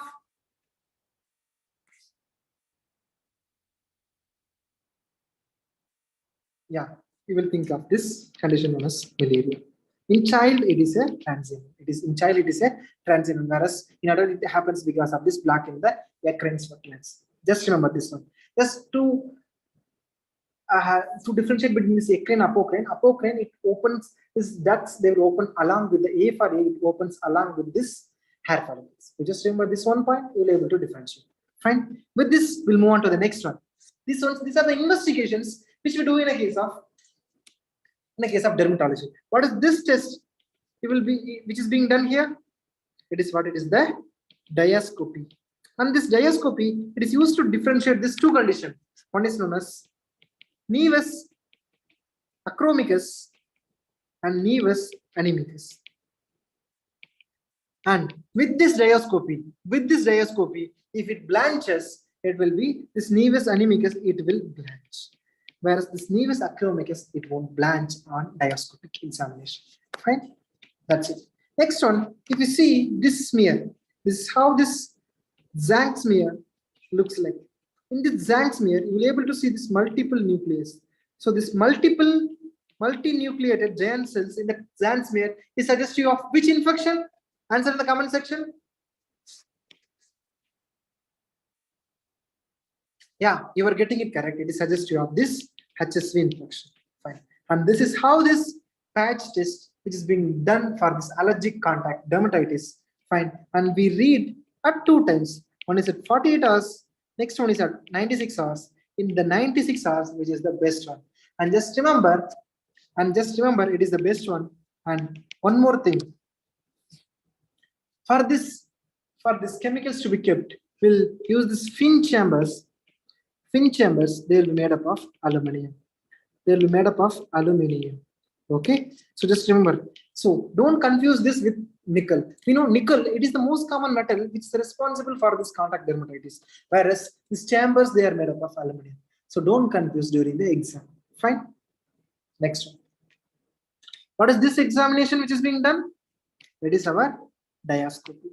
It is not 𝗙scopy, it is the Woodlam's examination. It is the Woodlam's examination. And in Woodlam's, we'll use this filter known as barium silicate nickel oxide. Fine, you just remember we'll use this BSNO filter in this Woodlam examinations. And whereas this Woodlam's examinations and erythrasma will show this coral red appearance. You just remember these points about this examination findings. And if you see this one, what is this name of this phenomenon in which if you scratch the disease follow this pattern? Or when you do some trauma, there the disease are erupts. What is this name of this phenomenon? Yeah, it is known as this Kobnus phenomenon. And it is exhibited by these 3 conditions, which we remember as LPV. Lichen planus, psoriasis, and vitiligo. Yeah, you are getting it correct. Yeah, you are in track. You are getting it correct. Okay, so just be with the same rhythm. Fine. There is just 30 more days left. You'll be able to crack the exam and coming up with flying colors. Fine. Next one, if you see this, if you apply some tangential pressure, if the bulla rupture, it is known as this 𝗙𝗁𝗁 sign. And we know this primary 𝗙𝗁𝗁 sign you will be seeing in a case of 𝗵𝗵𝗄 and Staphylococcus scaldal skin syndrome. There is pseudo 𝗙𝗁𝗁 sign will be passed in a case of herpes, Stevens-Johnson syndrome, and toxic epidermonecrolysis. Fine. And if you apply some pressure, if this bulla keep on spreading, it is known as this bulla spread sign, also known as Asboy-Hansen sign. Okay, just remember these 2 image-based questions about this 2 phenomena. So the 2 signs. Fine. And if you see here, old lady means like old patient, old female patients mostly, and who is having this hyperpigmentations. Remember, it is a hyperpigmentation around the cheeks. It's not your malar rash. Okay, it is the hyperpigmentations around the cheeks. Okay, what you will call it as? You will call it as melasma. Whereas if the same thing occurs in pregnancy, how will call it as? Answer in the comment section. Yeah, we will call it as one chlorisma. Okay, chlorisma. Okay, and this melasma, to treat this, we'll use this drug known as hydroxychloroquine. We'll use this drug known as hydroxychloroquine. And in which of the following condition we will see this hyperpigmented lesion along with hypertrichosis? Yeah, we're getting it correct. You will see in a case of Bacillus nevus. Bacillus nevus. This is how this black congenital. This is how this black congenital melanotic nevus looks like. Fine. Congenital melanotic nevus are also known as GN congenital melanotic nevus. And this is be having this risk factor for malignant melanoma. Okay, malignant melanoma. And this one, if there is a ill-defined lesion, which is most commonly of unilateral in nature, and it's most commonly occurs in the supraclavicular region, what you will think of? Yeah, you will think of this nevus of 𝗏2. You will think of this nevus of 𝗏2 if it is unilateral, and if it is occurs around the supraclavicular nerve distribution, it will be nevus of 𝗏2. Don't confuse with nevus of O2. Remember, that's why I just told this nevus of 𝗏2 in first. Fine. In the case of nevus of O2, in a case of nevus of O2, just remember this. Remember to make I with this O. So remember. Okay, remember this nevus of aorta will involve this I. Okay, and it will be always involve this trigeminal nerve distribution, whereas this nevus of 𝗏2 will involve this supraclavicular nerve involvement. Remember, fine? Yeah, you're getting it fine. Don't worry. And what is this thing known as? It is known as the albinism, and it is due to the deficiency of tyrosinase. And it is an autosomal recessive condition. What is this thing which is autoimmune nature? Could you please answer in the comment section? Yeah, it is the vitiligo, and it also will follows which phenomena? It also follows the Kovness phenomena. It also follows this Kovness phenomena. Okay, and the most common type of vitiligo is this bilateral segmental vitiligo. Okay, bilateral segmental vitiligo. Fine. And if you see this hypopigmented lesion along with this white forelamp, it will be suggestive of which one? It will be suggestive of our favorite 𝗵𝗵. Okay, 𝗵𝗵. Fine. And this is how this contact leukoderma are also known as this Bindi leukoderma. Okay, Bindi leukoderma looks like, and this one is due. It is also this contact leukoderma because of this dye, hair dye, which will be containing this compound known as PTBC. Means it will be containing this para-tertiary butyl catechol. Okay, para-tertiary butyl catechol. You just remember this one. Fine. This is this hypopigmented disorders you need to remember. So this will move on to the next slide, in which you will be able to see the psoriasis one. Psoriasis, there are different types of psoriasis. We know the psoriasis most commonly they involves these extensors, and in extensors you will be able to see this erythematous plaques with silvery white micaceous scales. Fine, you'll be able to see this erythematous plaques along with this silvery white micaceous scales on the extensor surface. This, remember, the psoriasis involves this extensor surface. Fine, and there are different other variants of psoriasis. For example, the psoriasis, if there is any formation of this pus, or if there is any history of use of steroids, it can leads to this type of psoriasis was this pustular psoriasis, in which you will be able to see this lake of pus. Means you will be able to see inside there is a lake of pus. Find lake of pus inside. This is this pustular psoriasis. And if you see this pustular psoriasis variant in a pregnancy female, it will be given as a name known as impetigo herpetiformis. And just remember this other pustular psoriasis, it happens because of steroids. Whereas in a case of impetigo herpetiformis, will give steroid as a treatment. Okay, will give steroid for their therapy. And fine. And in the case of psoriasis, you will be able to see on histopathological examination, you will able to see these things known as covert pustules and Munro's microabscess. Covert pustules plus Munro's microabscess. And could anyone, yeah, it is also known as this 𝗏𝗏𝗃𝗃 reaction. Yeah, this one, it is also known as this 𝗏𝗏𝗃𝗃 reaction. Okay, it is also known as this 𝗏𝗏𝗃𝗃 reaction. Fine. And this, could anyone able to tell me what is this 𝗏𝗃 association with this psoriasis? Means with this means like proper psoriasis. Just remember the 𝗏𝗃 association with the psoriasis, it is this 𝗏𝗃C/6. This is 𝗏𝗃C/6. And if you see this raindrop like this, or this dewdrop kind of psoriasis all over the body, and it is known as this guttate psoriasis. Guttate psoriasis. Okay, fine. This is known as this guttate psoriasis. Fine. We're getting it correct.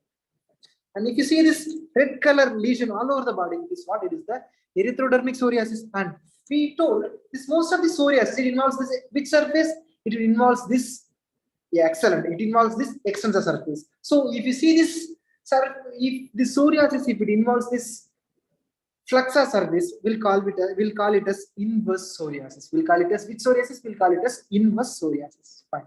And the psoriasis, it can lead to the arthritis. And in arthritis, it mainly involves this DIP joint, and it leads to this deformity known as pencil in cup deformity. Pencil in cup deformity. You just remember this. Fine. And for management of most of the psoriasis, the management of this drug of choice is the methotrexate. And we can use one more therapy. We can use one more therapy known as this. I'll show you. We can use one more therapy known as POA therapy. Fine. In which we'll apply the drugs and we'll expose to the UV radiations, or we can directly expose to the sun, also known as covasol therapy. Fine. So just yeah. And this is how.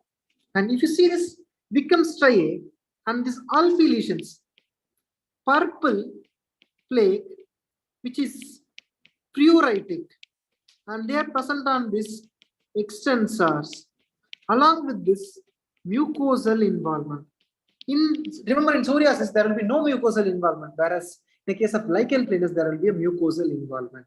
And this purple plaque and pruritic along with this mucosal involvement known as 𝗵𝗂𝗃𝗃, they are suggestive of this lichen planus. Could anyone able to answer in the chat box, like what is the nail finding you will see in a case of lichen planus? Answer in the comment section. Yeah, you are getting it correct. You will see this, and nails you will able to see this pterygium. Okay, that also starts with this P. You will be able to see this pterygium. And if you see this small pinhead like thing known as lichenitis, and in the case of lichenitis, if you see this 𝗏𝗃, you're able to see this ball, this claw catching the claw, means the claw catching the ball. So this appearance is seen in a case of lichenitis. And in the case of lichen bodies, lichen planus, you will be able to see one body is known as this 𝗬𝗏 bodies. One body is known as this 𝗬𝗏 bodies. Fine. Yeah, you are getting it correct. You are absolutely asked. Fine. But this will move on to the next part, in which you will be able to see this row of tombstone appearance along with this fishnet appearance and immunofluorescence. Fine. We will differentiate between these two. One is this pemphigus and the bullous pemphigon. Okay. Just remember first thing. This oid means it occurs in the old age patients. Okay. Oid means this oid, it occurs in the old age patients, and this old age patients means most of our old age family members, they will be always tense. मेरा बेटा कब मतलब मेरा बेटा कब घर लौटेगा करके, means when they will always be thinking when you will reach the home, they will be fearing and thinking about it, so they will be always tense. They will be having this tense breathing. Fine. And they will be having these separations around this subepidermal. Are you able to see this subepidermal split? Fine. And in the case of pemphigus, you'll be able to see this row of tombstone appearance and this fishnet appearance on immunofluorescence. And here it will be the around the mean age of 40. And here you will be able to see this flaccid bullae. Here means like if they are 40, they are cool. So F or F, they will be a flaccid bullae. And there will be a flaccid bullae. And it's of two types. One is this pemphigus vulgaris. Another is known as this pemphigus foliaceus. You know this pemphigus vulgaris and foliaceus. How will you be able to differentiate? Remember, whatever the vulgar words you will be able to speak, you will speak with your mouth. So this pemphigus vulgaris, it will involve your mucosa, and whatever vulgar words you will speak, it should not be from your heart. It should be above from your heart, or it should be suprabasal. So just remember, it will be a suprabasal split, and it will involve this mucosa or this mouth involvement. Whereas this is a subcorneal split, and there will be no involvement of mucosa in the case of pemphigus foliaceus. Yeah, you are getting it correct. Right. And this is how this apple jelly nodules in a case of lupus vulgaris looks like. In the case of TB, involving the skin in which this lymph node which is being ruptured and delivers this pus outside, it is known as what? It is known as this scrophaloderma. It is known as this scrophaloderma. It is known as this scrophaloderma. You just remember. And we'll come to this important point, which is this acne rosacea. Fine. In the case of acne, we know what is the characteristic lesions you will see in a case of acne. Answer in the comment section. The characteristic lesions you will see in acne, it is the comedones. This is the comedones, remember. And in the case of acne, the most severe form, it is this form which is shown here, which is this acne conglobata. Fine, you just remember. And the most common cause of drug-induced acne, the most common cause of drug-induced acne in world, it is the steroids. Whereas in India, remember 𝗖𝗵, it is the isoniazid. Fine, you just remember this two points. And for this management, initially we'll give this topical retinoids. Later we can give the oral retinoids. The topical retinoids we can think of adapalene and tretinoin.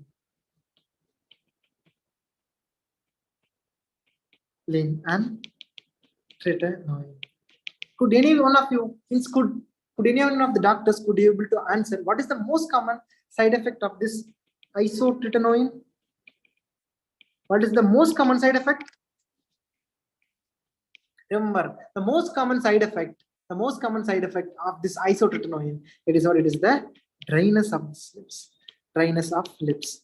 Whereas it can also lead to the most severe or the more severe one is the teratogenicity. Okay, and to treat the psoriasis, we can use this therapy. It is known as this 𝗏𝗏 therapy. Okay, it is known as this 𝗏𝗏 therapy. Okay, just remember. Fine. Okay, don't confuse this thing, teratogenicity, along with this dryness of lips. Like that's what I thought. Like most of you, when you listen to this word isotretinoin, you will answer as teratogenicity, but it is not. The most common side effect, it is the dryness of the lips, whereas the most severe one, it is the isotretinoin. So just remember, it is your FMGE exam. So they try to confuse you with the simple tricks. So don't get confused and be approved. Fine, that's it. With this, we'll move on to the next one. You see, this is how this atopic dermatitis in a child looks like, and this is how seborrheic dermatitis looks like, and this is how this contact dermatitis or this irritant contact dermatitis looks like. And the most common cause for this irritant contact dermatitis, what is the most common cause? Yeah, it is the detergents. Just remember, it is the detergents one. And if you see this sign, If you see any blunt objects and if you rub the place and if you see some vesicular eruptions or the erythematous eruptions over there, and it is known as this Darius sign. And this Darius sign you will see in a case of Urticaria pigmentosa. You will see in a case of Urticaria pigmentosa. Just remember this thing about this thing. So just remember Darius sign. It's not seen in Darius disease. It is seen in the case of Urticaria pigmentosa. Fine. But this will move on to the next slide. If you see this organism, this is this 𝗧𝗲𝗹𝗺𝗺, which leads to this. This is known as this 𝗬𝗵𝭚. And this 𝗬𝗵𝭚 will produces the secondary lesions. They are known as this burrows. And this most severe form of 𝗬𝗵𝭚. What is this type of 𝗬𝗵𝭚 known as? Could you please answer in the chat box? Yeah, you will get the PDF.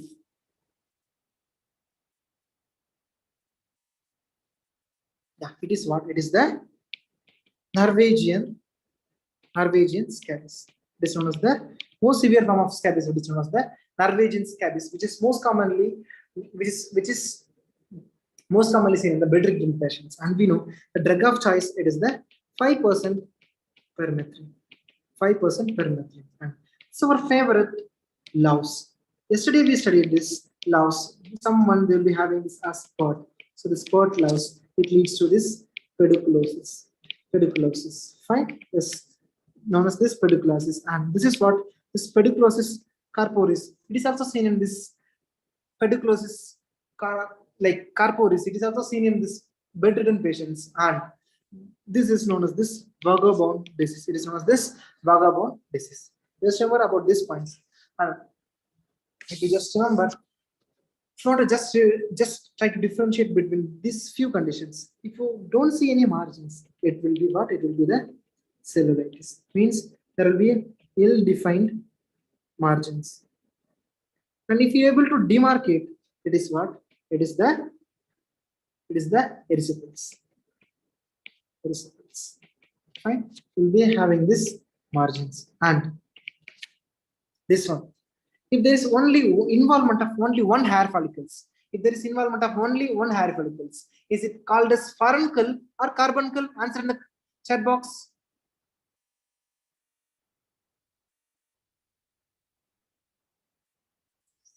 Yeah. Just remember, if there is an involvement of only one hair follicle, it is what? It is the furuncle. It is what? It is the furuncle. Just remember as mnemonic as F1. Okay, just remember as F1. Like furuncle, it will involve just one hair follicles. Whereas this one, this carbuncle, it will involve this multiple hair follicles, and it will looks like a sieve-like openings. They will be having this sieve-like openings, and they are more common in this diabetic patients, and they are more commonly seen around this nape of neck. They are more commonly seen. Fine. And these are a few tinea infections. If you see, this is how this 𝗤𝗏𝗃𝗃 looks like. We studied this 𝗤𝗏𝗃𝗃. It is caused by the which organism? It is caused by, fine, I've got to get correct. It is caused by the Malassezia 𝗏𝗏. Fine, and here we'll be able to see this spaghetti and meatball appearance. Fine. And this one, this is this tinea capitis, and this is how this tinea cruris or this 𝗤𝗏𝗃𝗃. This is how this tinea pedis looks like, and also known as this athlete's foot looks like. Fine. Yeah, we're getting it correct. Just we'll move on. There are a few more images in the dermatology. If you see this image, like both of them, they are having these facial lesions. Fine. Both of them, they'll be having this hypopigmented patch over the face. So how are you able to differentiate this one? This one, if you see able to see this presence of scales, and in this most commonly involves this child, and if there is a presence of scales, and if it most commonly involves child, it is what? It is this pityriasis alba. It is this pityriasis alba. Whereas if you see in adults, if there is any facial facial hypopigmented lesions along with hypoanesthetic patch, hypoanesthetic patch will be seen in a case of leprosy. It will be seen in a case of which condition? It will be seen in a case of leprosy. This which type means most commonly it is the indeterminate leprosy. Fine, it is the most common one is the indeterminate leprosy. Fine. With this, we'll move on to this some kind of STIs. If you see this pigmentations over this hand, which happens after the intake of the treatment after some kind of STI, it will be suggestive of this secondary syphilis. It will be suggestive of this secondary syphilis. And if you are able to see this type of ulcer, which is painful, remember, painful. How will you remember? It is caused by 𝗵𝗔 𝗬𝗏𝗏. This 𝗬𝗏𝗏, why he is crying? He is crying because of this chancroid. Okay, he is crying 𝗬𝗏𝗏. It will produces this pain, so he will cry. So it leads to this chancroid. And this chancroid, on examination, you will able to see this appearance known as school of fish appearance on examination. Fine. This is the things you need to remember about this chancroid. And if you see about this dona venosus and this dona venosus, they will easily bleed on touching. So they will be beefy red in appearance and they will easily bleed. And on examination, they're able to see this pseudo pin, means like this one known as safety pin appearance. You will able to see this safety pin appearance. Fine. So just remember this one. This dona venosus, this will be caused by this Klebsiella granulomatosis. Don't confuse with Leishmania donovani. This one it is caused by this Klebsiella granulomatosis. Fine. And here also you will able to see this donovan bodies and LD bodies you will see in the case of Leishmania donovani. Okay, don't confuse with these things. Next one, you will see this one. If you see this one, this buboes, these are known as this inguinal buboes. You will be seen in a case of lympho means LGV means lymphogranuloma venereum. You will be able to see this buboes. Fine. You will be able to see this buboes in a case of LGV. Okay, which will be caused by this chlamydia. Okay, chlamydia. Fine. Just remember these things about this sexually transmitted infections. And this is how this sporotrichosis looks like. And what is this name of this body? You will see in a case of sporotrichosis. Answer in the comment section. Yeah, it is known as this asteroid bodies. And we know it spreads by the lymphatic manner. So it spreads by the lymphatic. So they'll be having this linear eruptions. Okay? Just remember. Next one, this is how this Madura food clinically looks like. Fine. It's just image of the Madura food. Fine. Next one, there are some few other eruptions we need to remember, and in which, if you see a papules along with a dip or a dome-shaped papules, if you see, this will be suggestive of which condition? Yeah, that will be suggestive. This dome-shaped umbilicated papules will be suggestive of this. Which condition? It will be suggestive of molluscum contagiosum, which is caused by this pox virus. And this is how this next one, this picture, how it occurs. This condyloma acuminata, and will be caused by this HP variants of which variants? 6 and 11. Okay, just remember. And if you see these grouped vesicles or the group lesions, this will be seen in a case of HSV. And HSV and Zangsmeer, they will show this multinucleated giant cells. It will show this multinucleated giant cells. Don't confuse this one along with this next one. This is how this chickenpox looks like. Chickenpox, you will able to see this pleomorphic rash.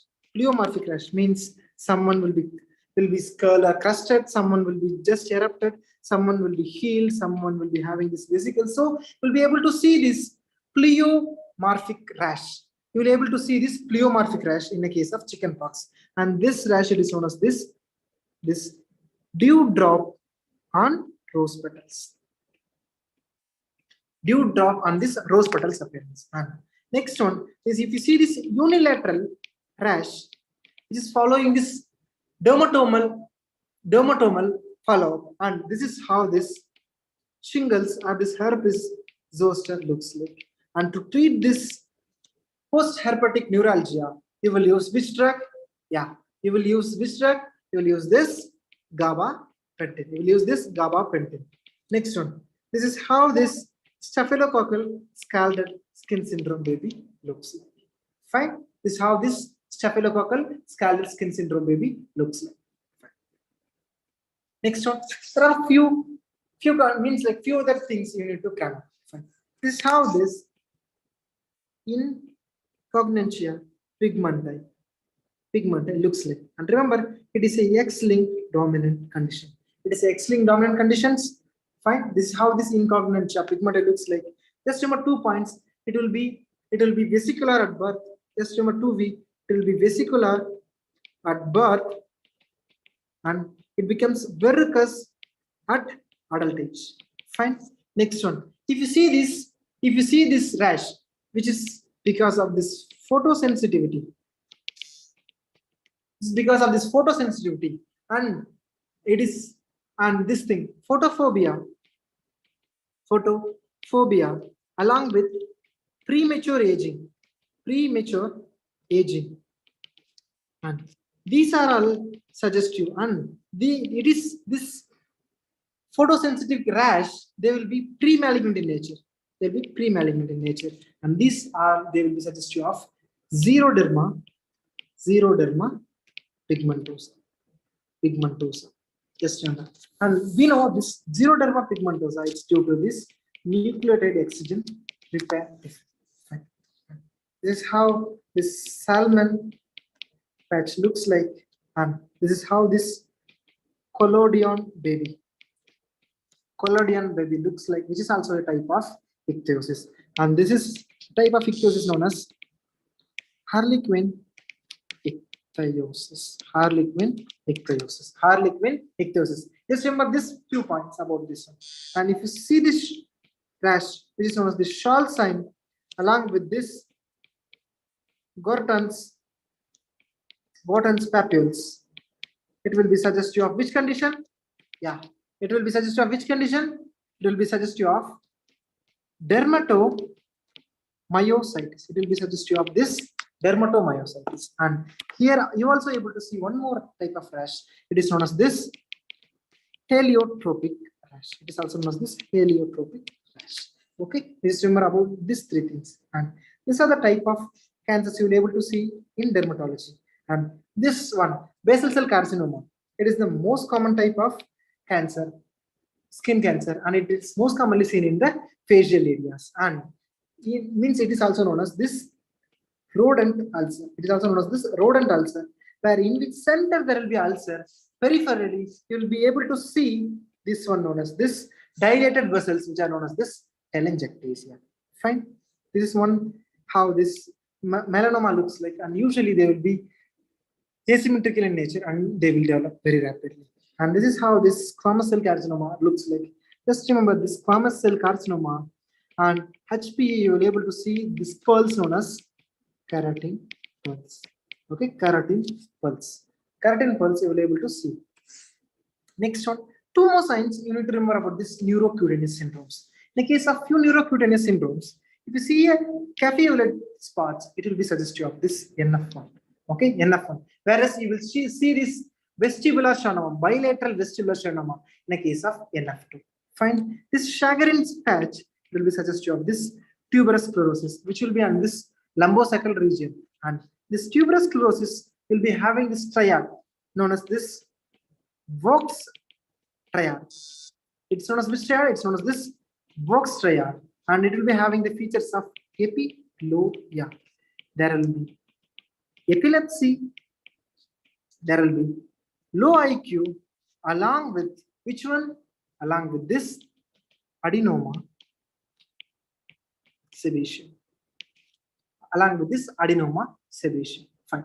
Yeah, you're getting it correct. Just remember about these two neurocutaneous syndromes. This will be more than enough for you. Fine. With this, we are going to complete this derma and we'll just look onto this anesthesia. In this anesthesia, it's just a few images. Like it will be exactly done in another 10 to 15 minutes. We won't take much longer. Fine. What is this name? What is this name of this airway? Could you please answer in the chat box? Fatafat will be finished and we'll go and we'll have a perfect dinner. I think a few of us, we already left for the dinner. Don't worry, we'll just go and have another 10 to 15 minutes. Just remember, this name of this airway, it is known as this Goodell's airway. And this Goodell's airway, it will be kept in place to prevent this falling of this tongue to the backside. So just remember, this Goodell's airway, it will be kept to prevent this back falling of tongue. Back falling of tongue. Prevention. Like most of the cases, we know we do intubation, but in few cases we couldn't do intubations because of some complications or any other things. In such cases, what we'll do is we'll just keep a airway above our larynx. Okay, so it is known as this laryngeal mask airway. Mask airway. This is how this laryngeal mask airway. But the problem with it is that it will result in aspiration. It will result in aspiration. So it's not a definitive airway. So for some few daycare procedures, we can use this LMA. And just remember, for this LMA insertion, we use which drug? Have a try. Yeah, we use which drug? We use this IV induction agent known as this propofol. Okay, we'll use this propofol. And this LMA procedure has one more thing known as NG tube compartment. With this is a normal LMA. It's a normal LMA. Whereas this procedure, we should be having this second generation, which will be having this port for this nasogastric tube injection also. Just remember, it just can be asked in image-based questions. Fine. Next one. If you see this tube, this is how our endotracheal tube looks like. And last time they asked a question regarding it. What means like the resistance of this following tube is depend on which of the following? Does it depend on the length? No, it will depend on this resistance of this tube. It will depend on the diameter of the tube. And this is known as this double lumen ET. This is known as this double lumen endotracheal tube, in which you'll be having two lumens. Fine. One lumen you will just put into the lungs. Another lumen you will put into the another lungs. Means like most commonly we'll do these things for any thoracoscopic surgeries. Okay, so this we can ventilate this both lungs separately. Fine. And we use one more type of ET tube known as this flexometallic tube. These tubes, when we are doing some surgeries in the prone position, means this endotracheal tube, they can kink and they can obstruct the airway. So to prevent this kink, we made this tube known as flexometallic tube, which is actually what they are, the kink resistant tubes. You just remember this thing. Fine. And this is how our favorite laryngoscopes looks like. And there are two types of laryngoscope. If it is a curved one, if there is a C, it is a curved one, means which is what? It is the Macintosh type of one. If it is a parallel one, which is the straight blade one, which is the Miller's one, is used for children. And this Macintosh is used for whom? Yeah, it is used for the adults. Remember these two things. Next one will come to this classification known as Mallampati classification. Like for this classification, you need to just remember these 3 points. This Mallampati classification, in the case of first one, Mallampati class 1, just you will able to see this tip and this fossil pillars. Tip and fossil pillars, if both of them, if they are seen, it will be in the class 1. If this tip is not seen, it is what? It is which one? Yeah, it is the class 2. If you don't see the tip or this fossil pillars, it will be the type 2. If you don't see this uvula at all, you will be able to see just the soft plate and the hard palate and soft palate, and it will comes under the Mallampati class 3. And if you are able to see just this hard palate, it will be Mallampati class 4. Whereas in the case of Mallampati class 0, you will be able to see this tip of epiglottis even. tip of epiglottis even. This 3 and 4, they will be assessed as a difficult airway. Okay, fine. Difficult airway. And if you see this next one, there are different types of needles. They are used for spinal anesthesia and epidural anesthesia. The spin case, Whitaker's and spotty needles, they are atraumatic needles. Means like the spin case is a traumatic one, whereas this Whitaker spotters, they are the atraumatic needles. They are used for which anesthesia? They are used for this spinal anesthesia. Whereas this 𝗬𝗏 nodule means where this 𝗬𝗏 needle will be used for which anesthesia? We'll use this for which anesthesia? We'll use this for epidural anesthesia. Epidural anesthesia. Just remember, we know the most common complication of spinal anesthesia, it is not the headache. The most common complication, it is the hypotension. Okay. So the most common post-op complication, it is what? It is the urinary retention. It is the urinary retention. It is the urinary retention. Just have this thing in mind. Okay. Don't get confused with this head diagram. Okay. That's why I just repeated this word. The most common complication of the spinal anesthesia, it is the hypotension, not this headache, because we use this non-traumatic needles. Fine. Yeah. This one, this Yemla cream will use for this topical anesthesia. Topical anesthesia for skin grafting. Skin grafting and for the cannula insertion in childs. And we know this, it will be containing this 𝗬𝗁ic mixture of lidocaine plus prilocaine, and it can result in this complication of, what is this complication of this? This can lead to a complication known as, it can lead to this methemoglobinemia. Okay, and this procedure is being done in the next image, which is what? It is the intravenous regional anesthesia. Intravenous regional anesthesia. And just remember about this IVRA. This IVRA, for this IVRA to be done, in the case of upper limb, will increase this BP more than systolic. Will increase this BP more than 50 of systolic pressure in upper limb. Lower limb will increase 100 plus systolic. Fine. You just remember these two things. Fine. If you remember, this will be more than enough for this IVRA. And this one, this milky white liquid, it is what? It is the propofol. It is the propofol. Just remember, propofol makes, or it will make the BP fall. Propofol falls the BP. Fine. Next one means this is the very important part about the anesthesia, because there is a high chances which are being asked in the next questions. If you see this one, is how this high flow nasal cannula looks like.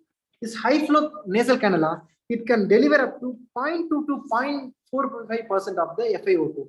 Okay, it will be around 2 to 6 liters of oxygen per minute. Fine. Next one, if you see this one, this is the simple mask. The simple Hansen mask, it can deliver up to 0.6% of the FiO2, means 60% of the oxygen it can deliver. Fine. And it can deliver up to 6 to 8. You just remember mostly about this FiO2, means this high flow nasal cannula can deliver up to 0.45. This simple mask, they can deliver up to 0.6 of FiO2, whereas this mask, we should be having this different one. It's known as this Ventry mask. It can also deliver up to 0.6 of FiO2. This one, this anesthetic mask, they can deliver up to FiO2 of 1%, means 100% of oxygen.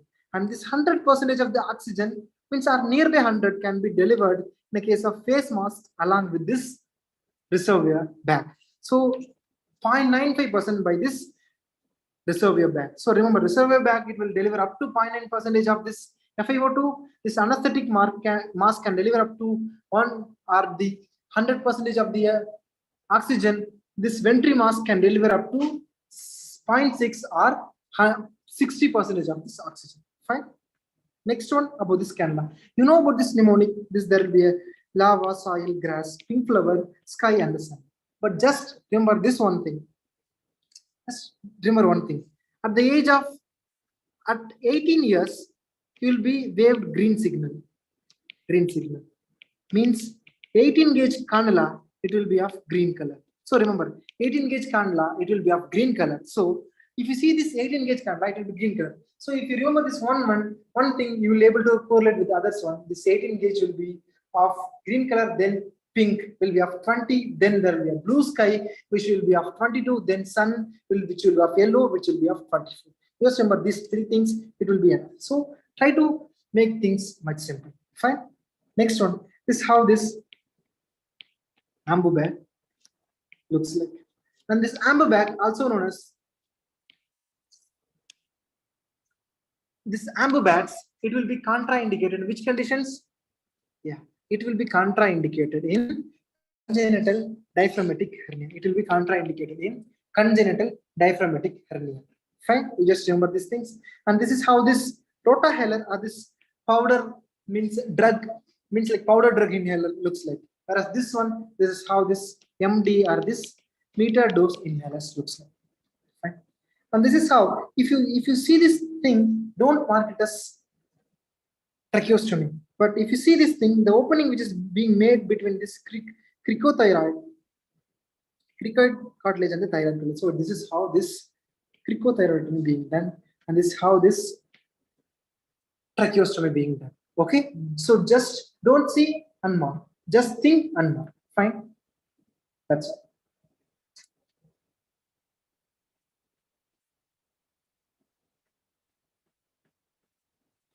And this is how this machine known as Boyle's machine looks like. This is how this machine known as Boyle's machine looks like.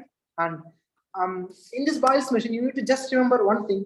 It will be having this high flow circuit or high pressure system.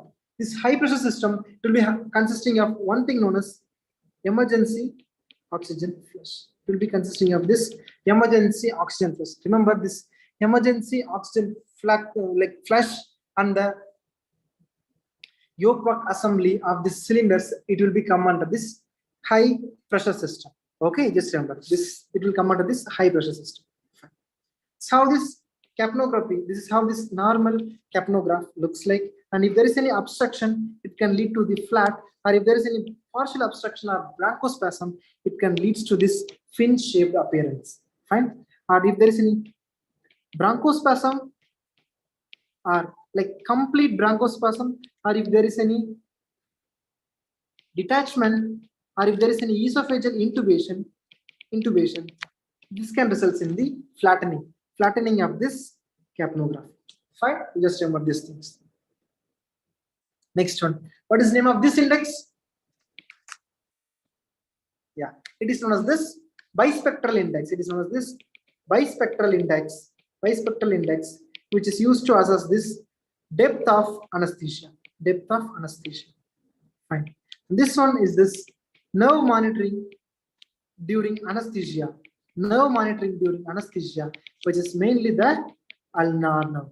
Okay, ulnar nerve, which we usually monitor mainly with the help of this adductor pollicis. Fine, you just remember. Yeah, you are getting it correct. Fine. Next one is about the circuits. This anesthesia circuits, you need to remember just this Mapleson A, it is also known as Maple circuit. To differentiate this circuit, A, it will be, means this expiratory valve, it will be above the patient. Remember, this expiratory valve, it will be above the patient. So it will be near to the patient end. This expiratory valve, it will be near to the patient end. BC, we won't use no longer, whereas in a D, it will be interchanged. B, it will be interchanged. Means fresh gas flow, it will be near to the patients. So A, it is also known as this Magel circuit. This Magel circuit, it will be used for this spontaneous ventilation. Fine. And Mapleson D, it is for this controlled ventilation. And this both of these things, they are used in adults. Whereas for childs, we'll use this Mapleson E and F circuits. This Mapleson E circuit, it doesn't have any. So remember, this Mapleson E circuit, it won't having this also the except. Means it will be having everything except this balloon. It will be having everything except this balloon. So just remember. And F, it is known as this Jackson-Reeves circuit, and it is used for this pediatric patients. And just remember, all of these Maples and circuits, they are semi-closed circuits. They are semi-closed circuits. Okay, fine. They are semi-closed circuits. Just remember these points. Fine. Next one about the cylinders and its pin index system. If you see the cylinders, one, if you see a black body, with a white shoulder, you will think of which cylinder? You will think of oxygen cylinder. Yeah, you will think of oxygen cylinder. You will see, or if you think of this cylinder, which is like, first we'll think of this cylinder. If it is blue in color or Neela, it is because of this nitrous oxide. Fine, nitrous oxide. And if it is cyclopropane, it will be C or it will be orange in nature. It will be orange in color. Whereas if you see this Entanox one, it will be a picture of this bowl. So it will be a blue body along with white shoulder. It is a blue body along with the white shoulder. Fine. And just remember, to know about this pin index systems, remember, we know air contains all of these components. So air for air, A for 1, it's a first alphabet. So 1 and 4 and 1 and 5. It is the pin index for the air. Whereas if you see for oxygen, this oxygen, it will be containing 2 numbers, and oxygen, it is one of the major component of air. So it is 1 and 2. Okay, it is 1 and 2. Fine. It is the, means it is this way. It is the 2 comma this back suffix, which is the 5. It is the oxygen. It will be 2 and 5. Next one, if you see this nitrous oxide, it will be nitrous oxide. If you see nitrous oxide, it is also this most common, means like most predominantly seen in the air. So if you see the same 5, if you see this air, it will be a 5. So since nitrous oxide will be having this 2 plus 1, it will be having this 3 alphabets, so it will be 3 comma 5. Fine. And carbon dioxide, just remember this carbon dioxide one. Carbon dioxide will be having which color cylinder? It will be having this gray color cylinder, and it will be having this pin index of 1,6. Okay, 1,6 C or 2,6. Just remember. And the Entanox, it will be having a separate pin index system known as 7. Fine. The Entanox will be having a separate pin index known as 7. Okay. These are the things you need to know about this anesthesia. And if you have fair enough time, means like it started asked, there is a high probability, it can be asked in future exams. So just remember about this vaporizers. This yellow will be used in sevoflurane. This yellow color vaporizer, it will be used to store this sevoflurane. And we know sevoflurane, it is the induction agent, means induction for choice in children. Just remember it, sweet children. Fine. This purple, it will be for the isoflurane, and red, it will be for halogen. Why it is red code? Because it will be a red card, because it will cause hepatitis. Just remember one. And this blue, it will be for this fluorine. So just if you want, you can just remember, or else you just leave it off. That's it from my side about this anesthesia. Right. These are all about this part 3 discussion about this image-based questions, which consisting of micro, derma, and anesthesia. And just remember this one more thing. It's don't compare yourself with others, because you are unique in your own way. So you know about your goal. So if you compare with any other, means their goal might be different. Fine. So your goal must be accumulating on a daily basis and to grow.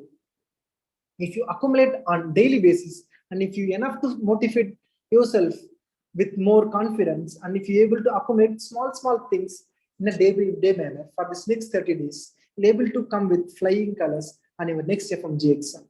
And if you have any queries, I'll be open to answer for it for next 10 minutes. And if you have any questions, please put up in the chat box. We'll answer for it. And if you don't have any, then that's it for today from my end. And we'll connect tomorrow for our final session, which will be consisting of 3 subjects, including our major surgery, FMT, and orthopedics. Yeah, thank you very much, Divya. Thank you for attending the sessions, and thank you for being active, and thank you for all other active participants. We'll see you on the tomorrow session as well. And please don't worry about the PDF. The PDF will be shared on your respective group. Don't worry. Fine. That's it from my end. If you have any queries, I will stay back for next 2-3 minutes. Fine. Just put up in the chat box.